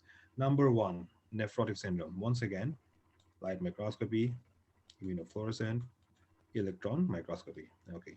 Number one disease that we want to talk about is the minimal change disease. Minimal change disease is also known as lipoid nephrosis. What is this known as? This is known as lipoid nephrosis. So keep that in mind. If you ever see lipoid nephrosis in your answer stem, then they are referring to minimal change disease. Okay. And this is the most common cause of it. Okay, so why does this happen? If there is a young child, if they get infected, so infection or immunization, what happens is you have formation of cytokines. Okay, cytokines which damage podocyte. They damage the podocyte. This is not a definitive cause. This is a theory. Okay, this is a theory. This is not established. But the primary cause is idiopathic. Okay, it's idiopathic. No one really knows why this happens. Okay, but if it has to happen, then this is one of the most easiest things that can happen, because it's very easily treatable, because the number one drug for this is the father of all medicine, that is corticosteroid.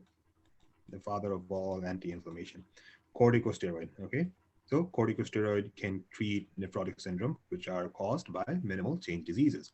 Okay, and another one is that can happen is patients with nephrotic syndrome, recurrent nephrotic syndrome, should also be suspected for lymphoma, because in lymphoma you also have these kind of cytokines. These damage the podocytes. Okay, so also suspect lymphoma for minimal change disease. Okay, so now what do we see in light microscopy? Light microscopy, you see normal, no change. Immunofluorescent, is there any antigen antibody over here in minimal change disease? No, so immunofluorescence is negative. What do you see in electron microscopy? Nothing. Over here, you only see effacement of podocyte. Effacement of the podocyte, meaning that destruction of the podocyte. Isn't it very easy? Absolutely very easy. Absolutely 100%, 120% easy. Yes? Okay. Do you guys see Russell Peters? Has anyone seen Russell Peters? Okay. Okay. Okay, good. If you guys have not seen Russell Peters, you guys should see Russell Peters. Have you guys seen that that one stand-up where he talks about 100%, 100% sure? Okay, so this is 100% easy. Okay, so this is the 100% easy. Okay, so that's exactly what it is. So minimal change disease, if you come across a question with minimal change disease, please do not make the wrong choice by writing anything except normal findings for light microscopy and negative immunofluorescence. Okay, next one. After we are done, next thing that we want to go for is focal segmented glomerulosclerosis. What is focal segmented glomerulosclerosis? What is focal? Focal basically means that it's less than 50% involvement, and glomerulosclerosis, the word itself, means that. Okay, okay, come on, why is this not working? 1 second, please. 1 second. Okay, let's come over here. Okay, so focal segmented glomerulosclerosis, what this basically means is, in focal segmented glomerulosclerosis, you have focal involvement that is less than 50%, and glomerulosclerosis, meaning thickening of the glomeruli. Okay, so it's not hypercellular, but there is thickening. And this is the most common cause of nephrotic syndromes in adults. Okay, and the reason is because of certain conditions such as HIV, sickle cell disease, and, for example, heroin abuse. I mean IV drug abuse. Okay, heroin or IV drug abuse. And then what happens is that with these things, there is formation of there is inflammation there is a whole wide systemic inflammation. And in the kidney, what you can see is in the light microscopy, you see segmental sclerosis. So basically what happens is that um, these types of situations, they have certain, I would like to say, antigens that would go and deposit over there, although they have not mentioned that this is any type of hypersensitivity reaction because the immunofluorescent is basically negative. Okay, but there is some type of a deposition that is happening from these conditions. For example, in sickle cell disease, you have these sickle cells which are being deposited and which results in overall inflammation. And for this inflammation, you have effacement of the podocyte, but you do not have glomerular basement membrane damage. So you come up with nephrotic syndrome, not nephritic syndrome. So in light microscopy, what you see is segmental sclerosis. Segmental sclerosis. Sclerosis and hyalinosis basically means thickening of one segment of the glomeruli. So segmental sclerosis. Okay, so that's what happens in focal segmental glomerulosclerosis, that as you can see over here. Okay, so there is segmental sclerosis. This can be seen very easily, except the tram track appearance, which could not be seen. But over here you can see that there is a small segment of the glomeruli which is thickened. As you can see that it's very purple over here. So this is showing that it's thickened. Immunofluorescent is usually negative. Immunofluorescent is negative.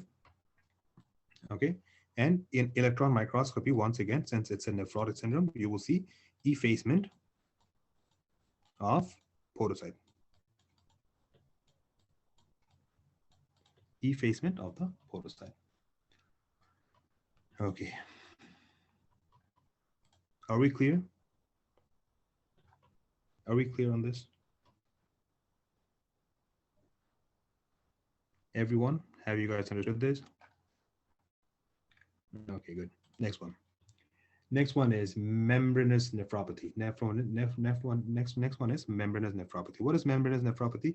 This is also known as membranous glomerulonephritis. And membranous nephropathy is basically, this is an immune complex deposition, meaning that it's a type 3 hypersensitivity reaction. What are the number one cause?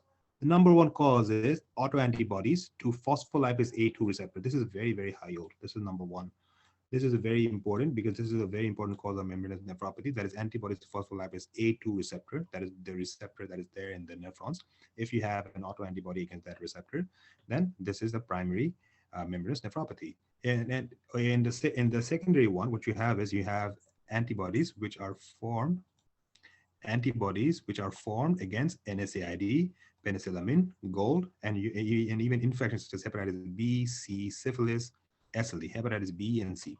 So if you have these antigen antibodies that are formed, that is these immune complexes, that they go and then they deposit in the subepithelial region. Subepithelial, once again, beneath the glomerular basement membrane. Okay, so they deposit beneath the glomerular basement membrane. Since they deposit beneath the glomerular basement membrane, they cause thickening of the glomeruli, but they do not cause inflammation or damage.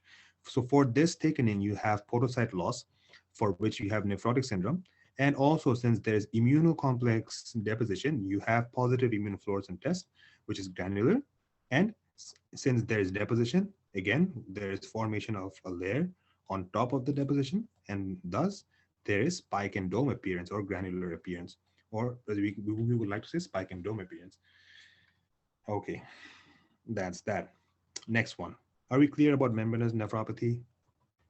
Membranous nephropathy. Okay, easy to understand. It's basically more or less the same thing. That is, instead of nephritic syndrome, you have nephrotic syndrome due to immune complex deposition, and that is known as membranous nephropathy. Membranous basically meaning thickening of the glomerular basement membrane.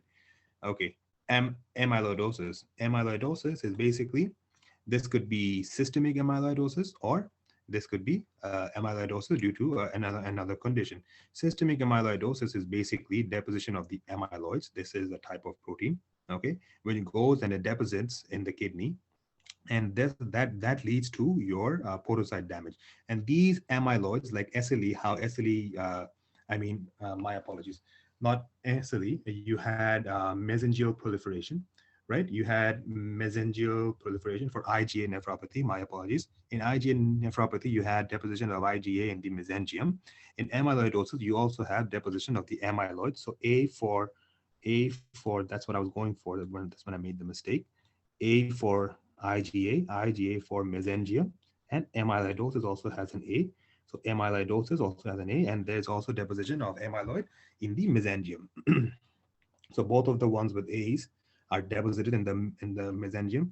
And I'm pretty sure if you guys have, I have no idea about this, but in amyloid, they can be easily detected by a very standard procedure. This procedure is if you try to view amyloids under the polarized light, they will appear Congo red. They will appear apple green with a Congo red staining. So first of all, if you think that this patient has nephrotic syndrome, okay, and you think that the patient has amyloidosis, first of all, you want to take a small biopsy, you want to stain it with Congo red, and then you want to view it under the polarized light. If you see apple green color, then this patient has amyloidosis. Okay, are we clear on amyloidosis? Yes or no? Okay, I know you guys are tired, but stick with me. We have only one more disease left. Have you guys understood this? Amyloidosis, what happens? Basically, there is deposition of amyloid in the mesangium. That's all you need to know. Mesangial deposition of amyloid. That is all you need to know. And congruent staining will show apple green fringes in polarized light. Next one is diabetic glomerulonephropathy. Okay, this is something which is very easy to understand. Okay, this is something which I will tell you myself first, and then you can visualize it. First of all, in diabetes, what happens? Do we have high blood glucose or low blood glucose? Fast answers, please. Fast answers, high blood glucose. Very well. If we have high blood glucose, can this cause non-enzymatic glycation? Okay, if it causes non-enzymatic glycation, let's say there is non-enzymatic glycation of the efferent arterioles, can there be hyperfiltration? If there is hyperfiltration, can there be thickening and scarring or glomerulosclerosis? Okay, so this thickening, scarring, and glomerulosclerosis, this is exactly what you see in light microscopy, and that's all you need. In light microscopy, what you see is mesangium. Once again, you see mesangial expansion, glomerular basement membrane thickening due to hyperfiltration, and you see a lesion, that is this lesion over here. This is known as a Kimmel-style Wilson lesion. Kimmel-style Wilson is basically an eosinophilic nodular glomerulosclerosis. Eosinophilic nodular glomerulosclerosis. This is known as a Kimmel-style Wilson lesion. This is what you see in diabetic glomerulonephropathy. Are we clear? Why do we see this lesion? We see these lesions due to hyperfiltration damage and glomerulosclerosis. Okay, are we clear on this? Okay. Now, what I will do is I will give you guys again another 5 minutes to read the nephrotic syndrome, and I will come and ask you questions.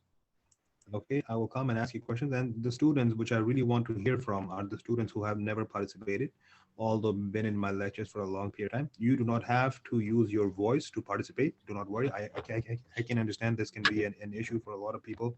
Okay, just use the chat box to send me the answers, and that would be okay. But I just want to make sure that you guys have understood the lecture. Okay, so I will ask randomly. I will ask the students, and I would expect them to provide me with the answers regarding nephrotic syndrome.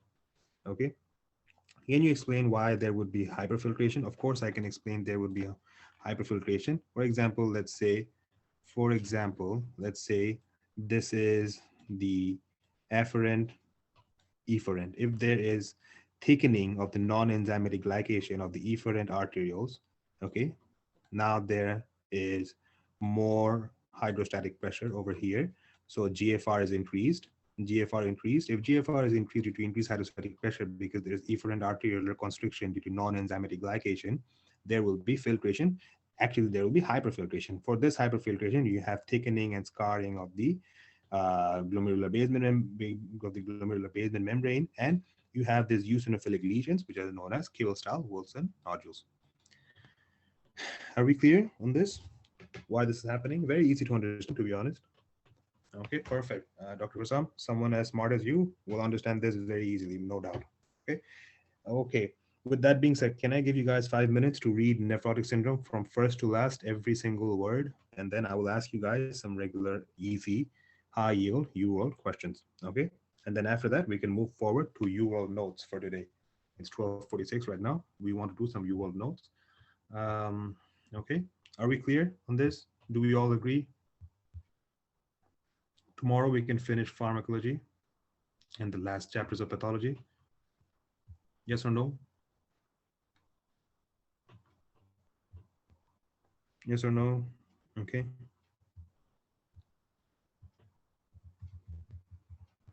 Okay, perfect. Yes, nephrotic and nephrotic syndrome is a lot to take. We understand. That's why we took our time. So I will give you guys 5 minutes. It's 12:47 right now. I will give you guys till 12:52 to read nephrotic syndrome and tell me all the things I want to know. Okay, so 5 minutes on the clock. I will ask you guys questions at 12:52. Okay.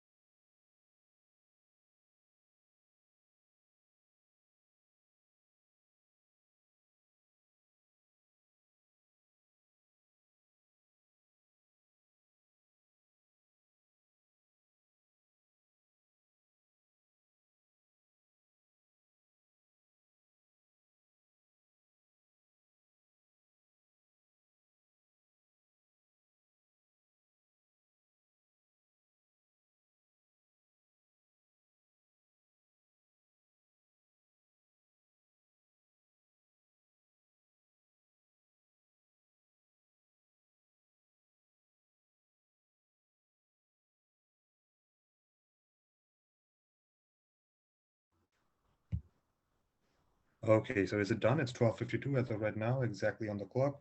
Who is ready to answer questions regarding nephrotic syndrome, please?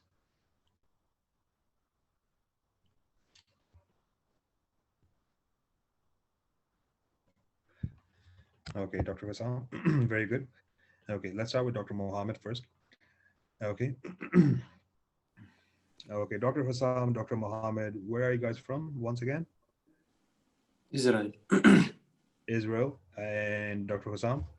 Also, Yeah, same country. Very good. Okay, you guys are absolutely amazing students. So is everyone else. Okay, but we really appreciate the fact that each and every time we ask you questions, you guys always are there for active participations, and we thank you for it. So is all the other doctors. Please don't get me wrong. We have our regular participators, Dr. Adhanom. We have Dr. Naud, Dr. Uday, Dr. Nikki, Dr. Jordan, Dr. Iman, right? And all the other doctors who keeps on participating. Thank you so much. And to all the other doctors who does not participate, thank you too, because I know you guys are listening very closely. So that's also important. Okay, so let's start with Dr. Mohammed. For Dr. Mohammed, would you be kind enough to tell us what we expect to find in light microscopy in which disease? of nephrotic syndrome of minimal change disease? I think I said minimal change. Of minimal change disease, what do we expect to Light find? microscopy will be normal Normal immunofluorescence, and absent. absent. Negative. Electron microscopy, We will see their efficiency of the podocytes. podocytes. Very well. Thank you so much. Next question is for Dr. Hussam. Would you be kind enough to tell us what we expect to find in light microscopy of focal segmental glomerulosclerosis? Yes, there will be segmental thickening or sclerosing. Very well. What would be the immunofluorescent? Will there be negative or positive? Mainly will be negative. Okay. In electron microscopy? There will be effacement, similar like minimal disease. Okay, very well. Okay, next, thank you, Dr. Hussam. Next question is for Dr. Naud. Thank you so much for participating. What is your thoughts on the light microscopy of membranous nephropathy? So in case of membranous nephropathy, the name indicates itself, membrane and nephropathy. So there is capillary and membrane thickening. Perfect. Thank you so much for that breakdown. What do we expect to find in immunofluorescence? Will there be positive or negative? Of course, positive because of immune complex deposition. Very good. And what about electron microscopy? What do we find there? Spike and dome. Dome shape, yeah. Spike and dome appearance. Okay, good. Very good. Thank you so much, Dr. Naud. And Dr. Mridula, would you be kind enough to tell us what we expect to find in light microscopy of amyloidosis? In light microscopy, if we stain it with Congo red stain, we find apple green bifurcation. Very good. Thank you so much. What do we expect to find? The question goes to you again. What do we expect to find in the light microscopy of diabetic nephropathy? Basement membrane thickening and mesangial expansion. Okay. Would you be kind enough to tell us very quick, what is the shape of calcium phosphate crystals? Red shape. Very good. Calcium oxalate. I hear you turning the pages. Do not turn the pages. Okay, do not turn the pages. If you cannot answer the question, that's completely okay. No problem. We will answer it for you. See really if you can remember. Okay. I will help you. Do not worry. What do you expect to find in the shape of calcium oxalate crystals? Double. Very good. Next one is magnesium phosphate crystals. What do you expect to find? Do you remember Maggie was in a coffin? Coffin lid shaped. Very good. Uric acid. Do you remember Uri trying to give rhomboid as rosette shape. Very good. Rosette shape, yeah. Okay, next one is how about Sistine Chapel? So Sistine stones. And what is the shape? You remember the chapel shape? 6 sides? Hexagonal. Absolutely amazing. See? Yeah, hexagonal. You remember all the shapes of the kidney stones. Okay, thank you so much. I know I put you on the spot, but you did very well, and I thank you for it. Okay, with that being said, has everyone understood nephrotic, nephritic, kidney stones, very high yield. Everyone, yes or no? Can I get a yes, Yes. or no? Yeah. Perfect, perfect. If you guys want to continue forward or keep it up to here because it's already 1 p.m. We would like to start our UL notes. Okay.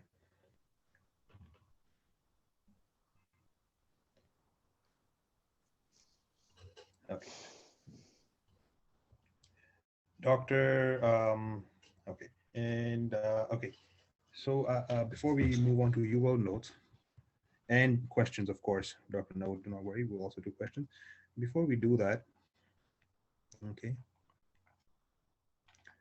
Dr. Adam Abu Zaid 40. What would you be kind enough to provide us with your email address? Dr. Adam Abu Zaid 40. Would you be kind enough to provide us with your email address? Email address. Don't worry, only we would be seeing it if you. Okay, very good. Dr. Adam Abu Zaid, please contact us via email. Okay, via email. Please contact us via email. What is your email address, please, Dr. Adam Abu Zaid?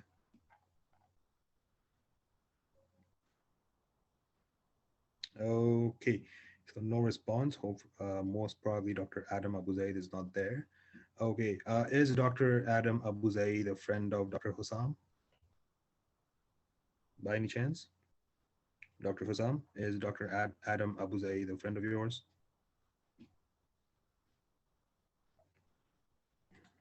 Can we have some answers? Yes or no?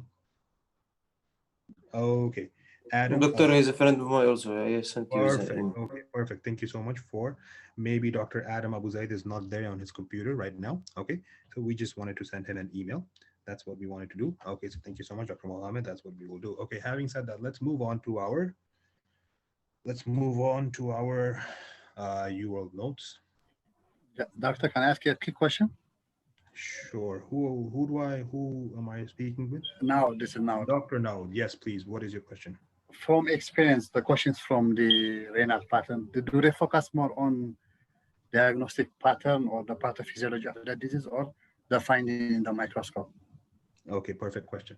Okay, so the question of Dr. Naud is, from previous experience, does the renal pathology question come from the pathology or, okay, let me tell you how you might receive the questions. And the reason why I did not skip out one single thing from over here is the questions can come either from this side, that they will tell you these findings and they will ask you the diagnosis. And if they do that, will the question be easy or hard? That my question is to you guys. If that's what they do, will it be easy or hard according to Usmle? Fast answers, please. If you guys do not know, please write I do not know so that I can have the proper interactions. Easy. Yes, it would be very easy, very easy. Okay, so if they want to make easy questions, then that's what they will do. They will have questions from over here.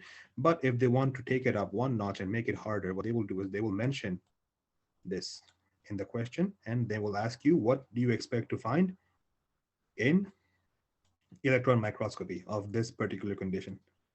So this. So basically the important ones are the associations and the findings: light microscopy, electron microscopy, immunofluorescence. There's one thing that you guys can do, which I remember doing it too.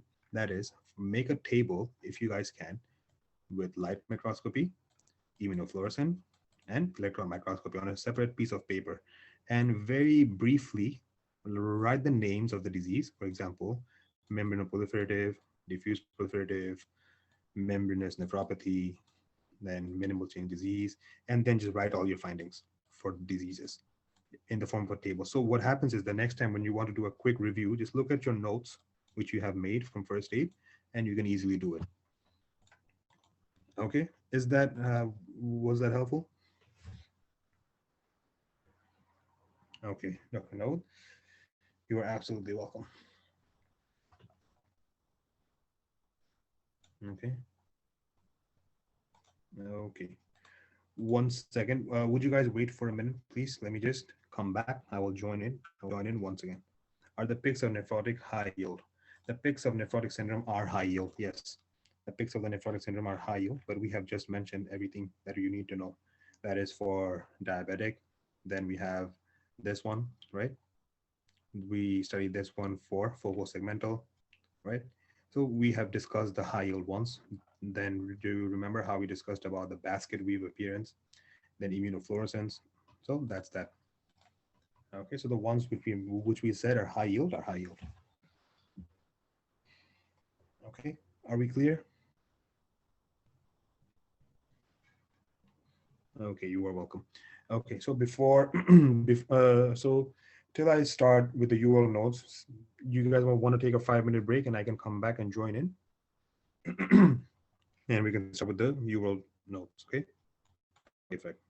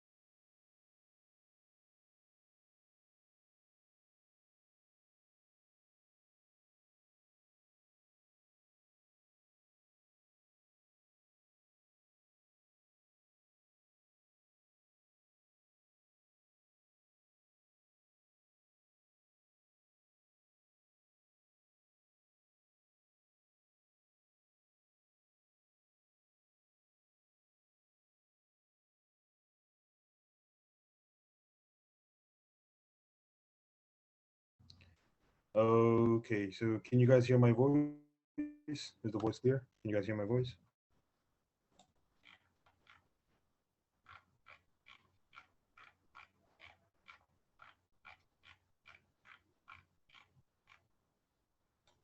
Can you guys hear my voice? Is the voice clear? Are we ready to begin the URL notes?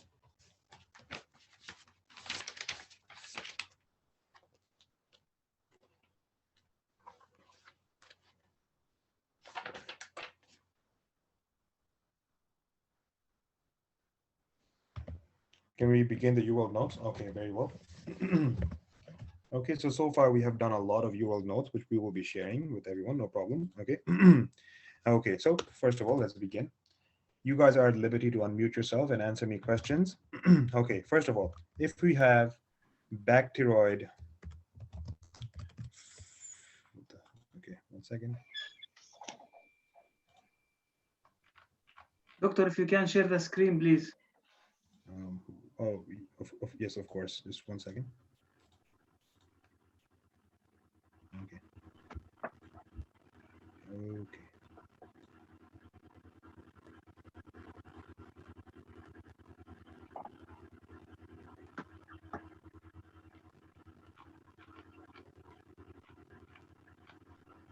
Okay. If we have bacteroid fragilis in appendicular abscess, okay, what is the treatment? Amboss question. This is a question from Amboss. That is, in an appendicular abscess, in histopathological examination, in microscopy, they found bacteroid fragilis. Now, what do we treat it with? Fast answers. If we do not have answers, Metronidazole. For about 6 weeks, I guess. no. Metronidazole is actually the most closest answer. The answer that they're looking for is Ampicillin? ampicillin plus salvectin. There was in the choices Yes. Metro. Yes, there were choices of Metro. Metro is not the right answer. Okay, ampicillin plus salvectin. Why is this the right answer? I will explain it later when we study microbiology. Okay, I will explain it then. I want to move on right now. Okay, next one. Very high yield air-filled pouches. We have discussed this before. We'll discuss it again. Air-filled pouches and CT scan. Well, what is your diagnosis? I'm sorry, let me specify. Air-filled pouches and CT scan of abdomen.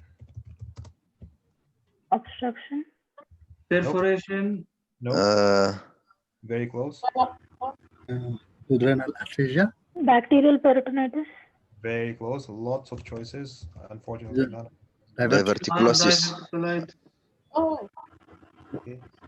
Do you guys remember I talked about this?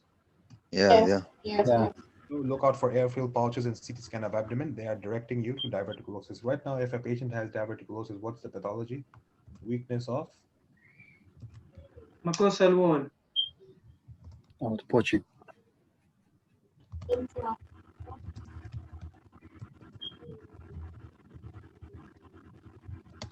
Okay, very good. Next one. Next one is adenomyosis. Have you guys heard about adenomyosis? Yes. Yes. What is the presentation of macroscopic presentation of the uterus of adenomyosis? Let's say a patient has adenomyosis, and how will the uterus look like? Symmetric. Global. Enlarged. Enlarged. Will it be flaccid or tonic? Tonic. Oh, why will it be tonic? Flaccid. It will be flaccid. Okay. Next time you hear enlarged flaccid uterus, please consider adenomyosis. Okay. Next one is. Okay. 1 second.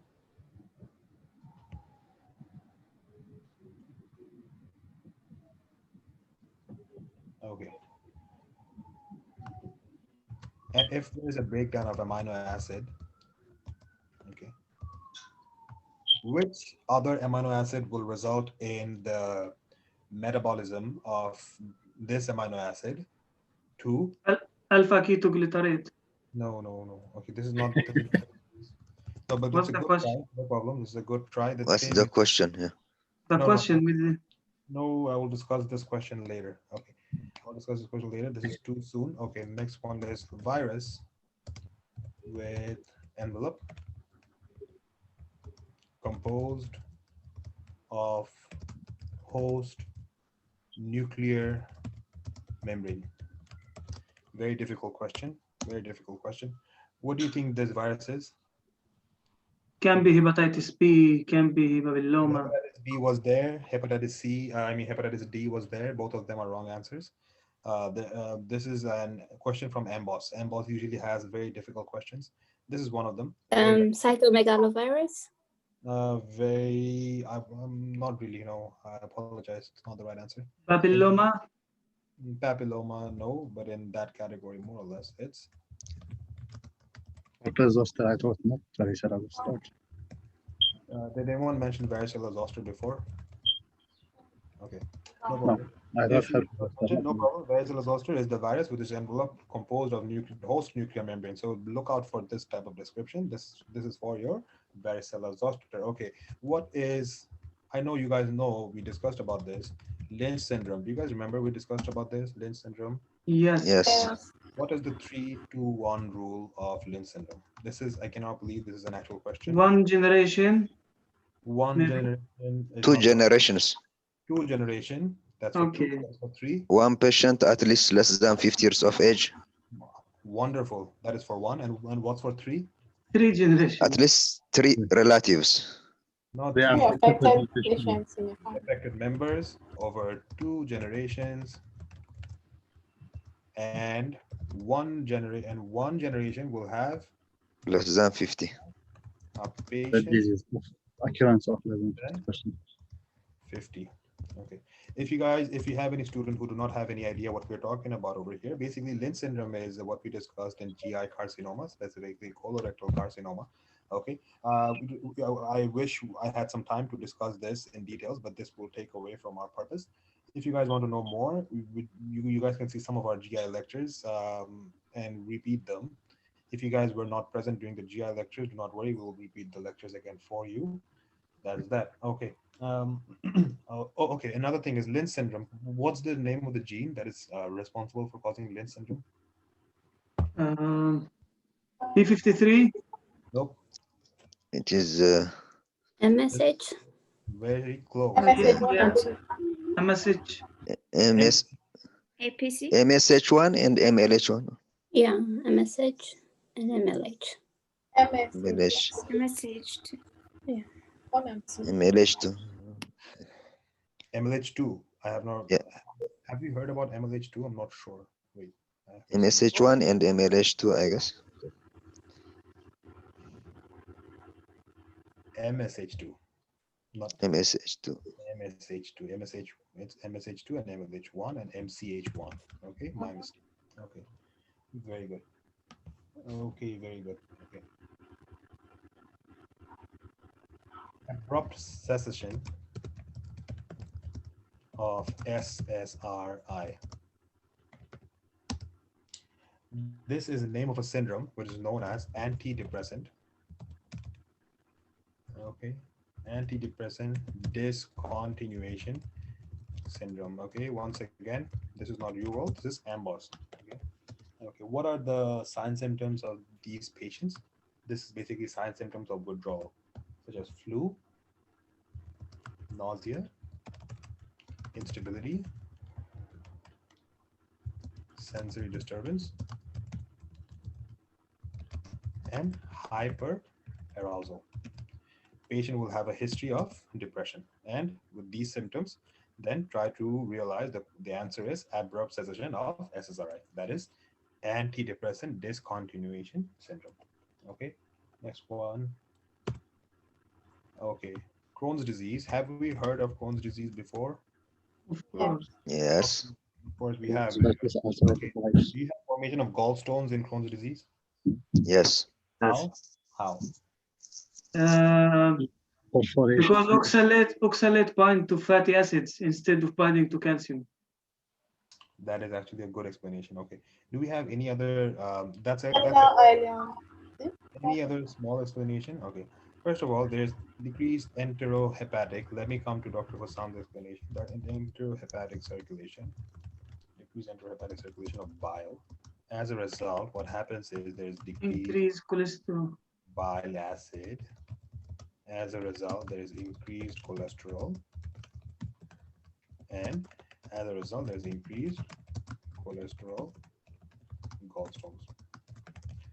Okay. Very well. Next one. Increased AST, ALT, hyperbilirubinemia, then PAS positive, PA positive. Very cool. 1 second.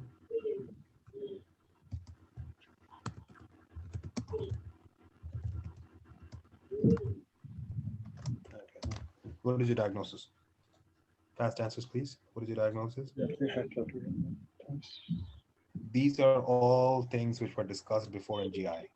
Whipple syndrome. Nope. Whipple syndrome is not found with PAS positive in liver. In liver, Gaucher's disease. Gaucher's disease is not for.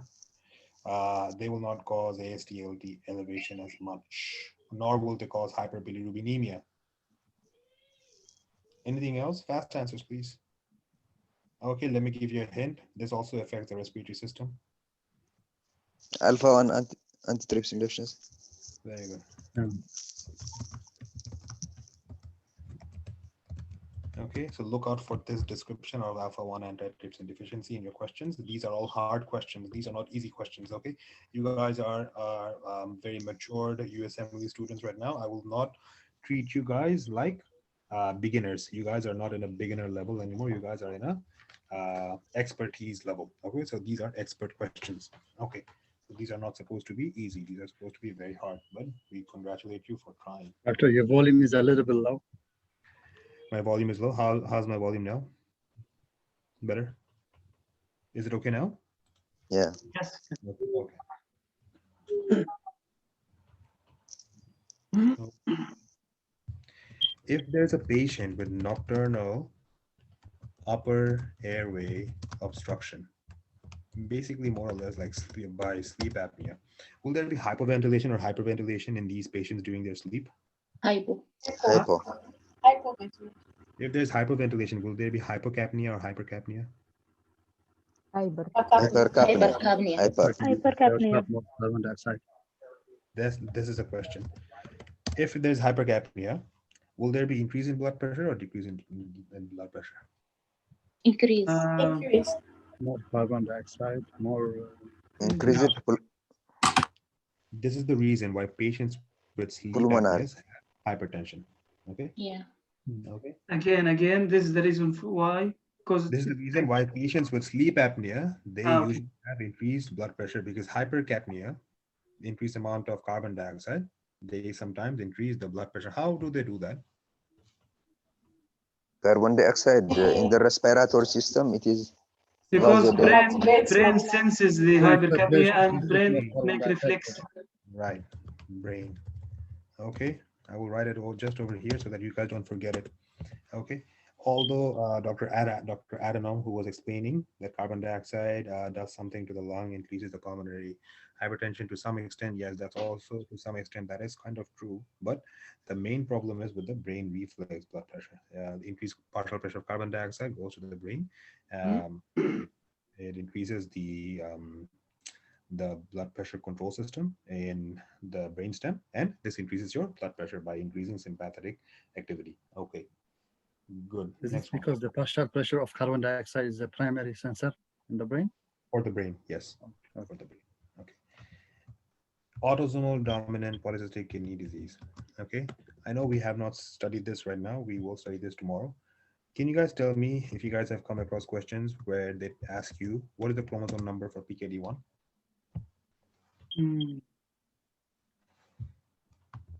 Remember this, we will ask you this tomorrow once again. Chromosome number 16, PKD2. Anyone? No idea. Number 9. 4. Okay. Okay. If we have a tumor in jugular foramen, which nerve will be affected? 10, 9, 11. 11. How many? 10, 9, 11. 9, 10, 11. 9, 10, 11. So what are the sign symptoms of the patients? Dysphagia. Dysphagia. Hoarseness. Hoarseness. Voice. Hoarseness. Dysphagia, Hoarseness, loss of taste. loss of Shoulder drop. shoulder drop could also happen. Gag reflex, loss of gag. Okay, so look out for these sign symptoms because if they are all present in all together, then this could identify you with a tumor in jugular foramen, especially if the patient is complaining of morning headaches and nausea, vomiting, weight loss. Okay, then there's a tumor which is obstructing the jugular foramen. Look out for that one. Herpes simplex virus, is this an envelope or non-envelope virus? What again? Is this? Herpes simplex, envelope or not envelope? Enveloped. Envelope. Like herpes. Not enveloped or enveloped? This is a very stupid question. I don't want to deal with this right now because Envelope, yes. No problem. We will ask you this when we discuss microbiology. I don't want to discuss microbiology until and unless we have studied microbiology. This is not fair. Okay. What I will ask you is right axis deviation, because we have discussed this on CBS, right axis deviation on ECG. What is the diagnosis? Could be pulmonary hypertension. Pulmonary hypertension. So can this be a cause for right ventricular hypertrophy or right ventricular? Yeah. Yeah. This specifically detects right ventricular hypertrophy. I mean, denotes right ventricular hypertrophy. Okay. 1 second.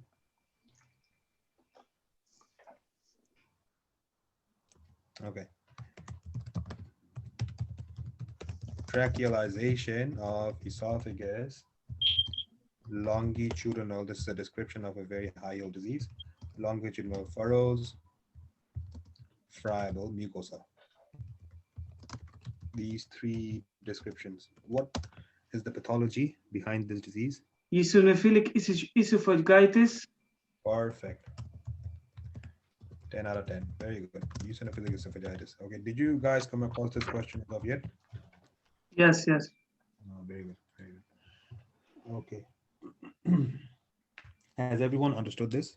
If you guys come across a question where there is trachealization of the esophagus, meaning that there is cartilaginous appearance, longitudinal lines of a linear ulcers, and friable mucosa, meaning that when the endoscopy goes down, it touches the walls and it starts bleeding, then these are your findings for eosinophilic esophagitis. Okay, this is going to be a long lecture, so we're going to cut this short. Last one. Okay, vertigo. 1 second. Last one. Vertigo, nystagmus, and sensory neural hearing loss. Meniere's. Meniere's disease. Thank you so much for remembering this. Okay, what is the pathology behind Meniere's disease? Decrease absorption of endolymph. Endolymph Increase production. hydrox. Increase pressure in endolymph. Increased endolymph, not Endolymph. decreased. Increased Yes. endolymph production. Okay. Okay. With that being said, we're done with the UWorld notes. Okay, and now we can move forward with the 5 high yield UWorld questions.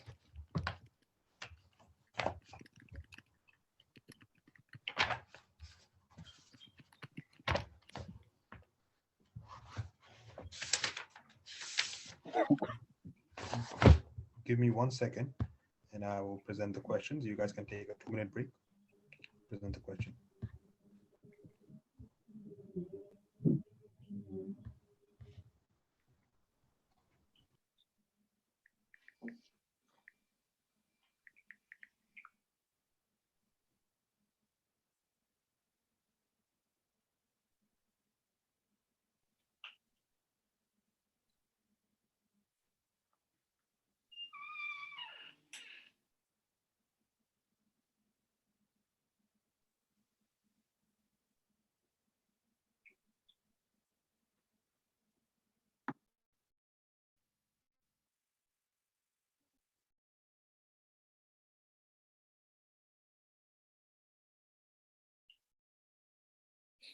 ¿Te puedo preguntar algo más? Tal vez te molesta al preguntarte, pero es curiosidad para saber más. Mi padre cuando se enfermaba no notaba sus ojos raros.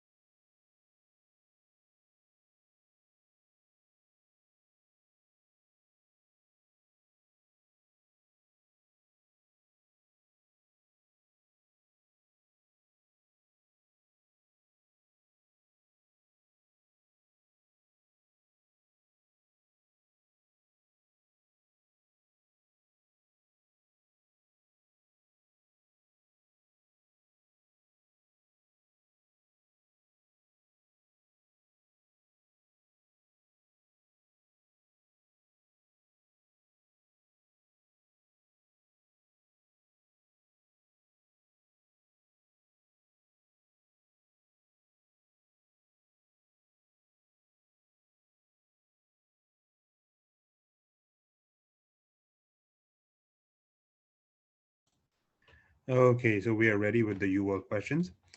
Let's begin. Thank you for staying with us for so long. We are very close towards the end of the lecture. Please, my apologies for the bad picture quality, but understanding this is more than enough. Okay, 1 second. Let me see if there is. Okay.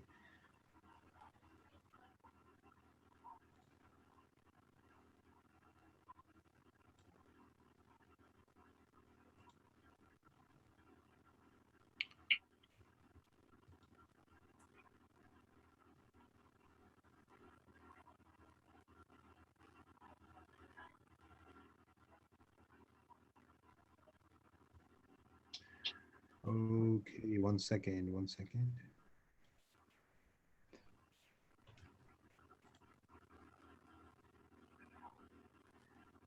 Okay. So we have a problem with the hard disk. I think it's filled. Okay. Can you guys see this question over here? Yeah. Can you guys see this question over Yeah. here? Unfortunately, we cannot zoom into this. Like we have to clear our hard disk. So let's zoom into this question. Let's see what's going on over here with this question. Okay, which of the following medications is most likely responsible for the decreased prostate volume in this patient? Okay.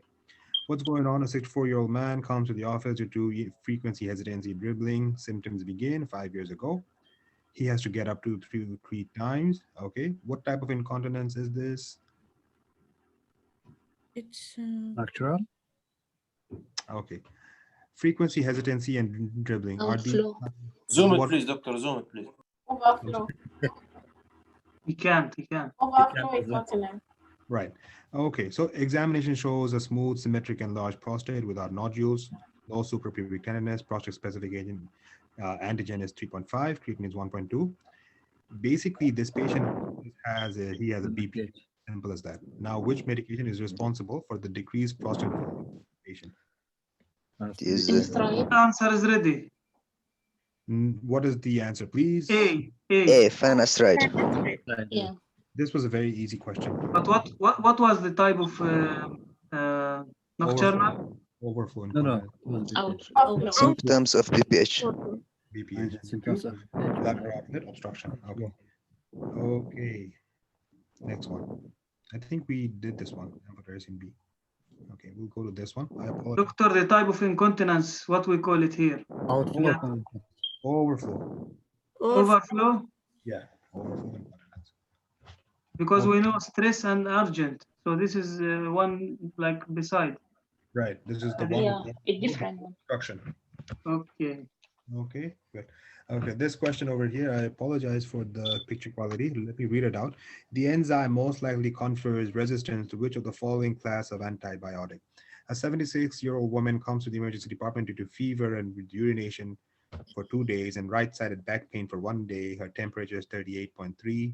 Examination is notable for right-sided flank tenderness to palpitation. Urine analysis is positive for nitrites, esterase, bacteria. Urine and blood cultures are obtained and the patient is started on antibiotic therapy. Okay. The next day, urine culture grows 100,000 E. coli. The organism is found to have a methyl transferase that methylates our RNA. This is a genetical question. Even if you guys cannot understand, give me the answer for this, you guys can try it out. I will explain this question. Don't worry. What is the answer? Does anyone have any idea? I think aminoglycosides. Okay. Anyone else?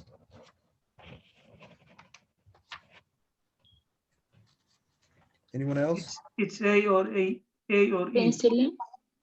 It's not penicillin, 100%, because it's not a beta lactam. It's A or Yeah. E. Aminoglycosides. The most, okay. I also say A or A. Ribosomal RNA. The absolutely correct answer is aminoglycosides. Okay. Why? Because aminoglycosides are resistance. The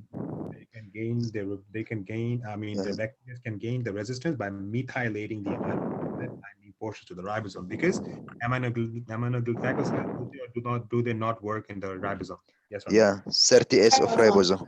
Exactly. So that's the reason. Okay. If you do not understand this, do not worry. When we will discuss this in details in the basic science chapters of our lecture, we will break it down for you. Okay. Let's come with this. Which of the following drugs could have caused these patients' condition? Chlorthalidone, bumetanide, triamterene, mannitol. An unresponsive 62-year-old man is brought to the emergency department after sustaining multiple injuries in a major vehicle accident. Obtunded response to painful stimuli. Blood pressure is this. His chest x-ray shows evidence of pulmonary edema. He's rapidly intubated and given oxygen, but acutely worsened and dies. Okay, very easy question.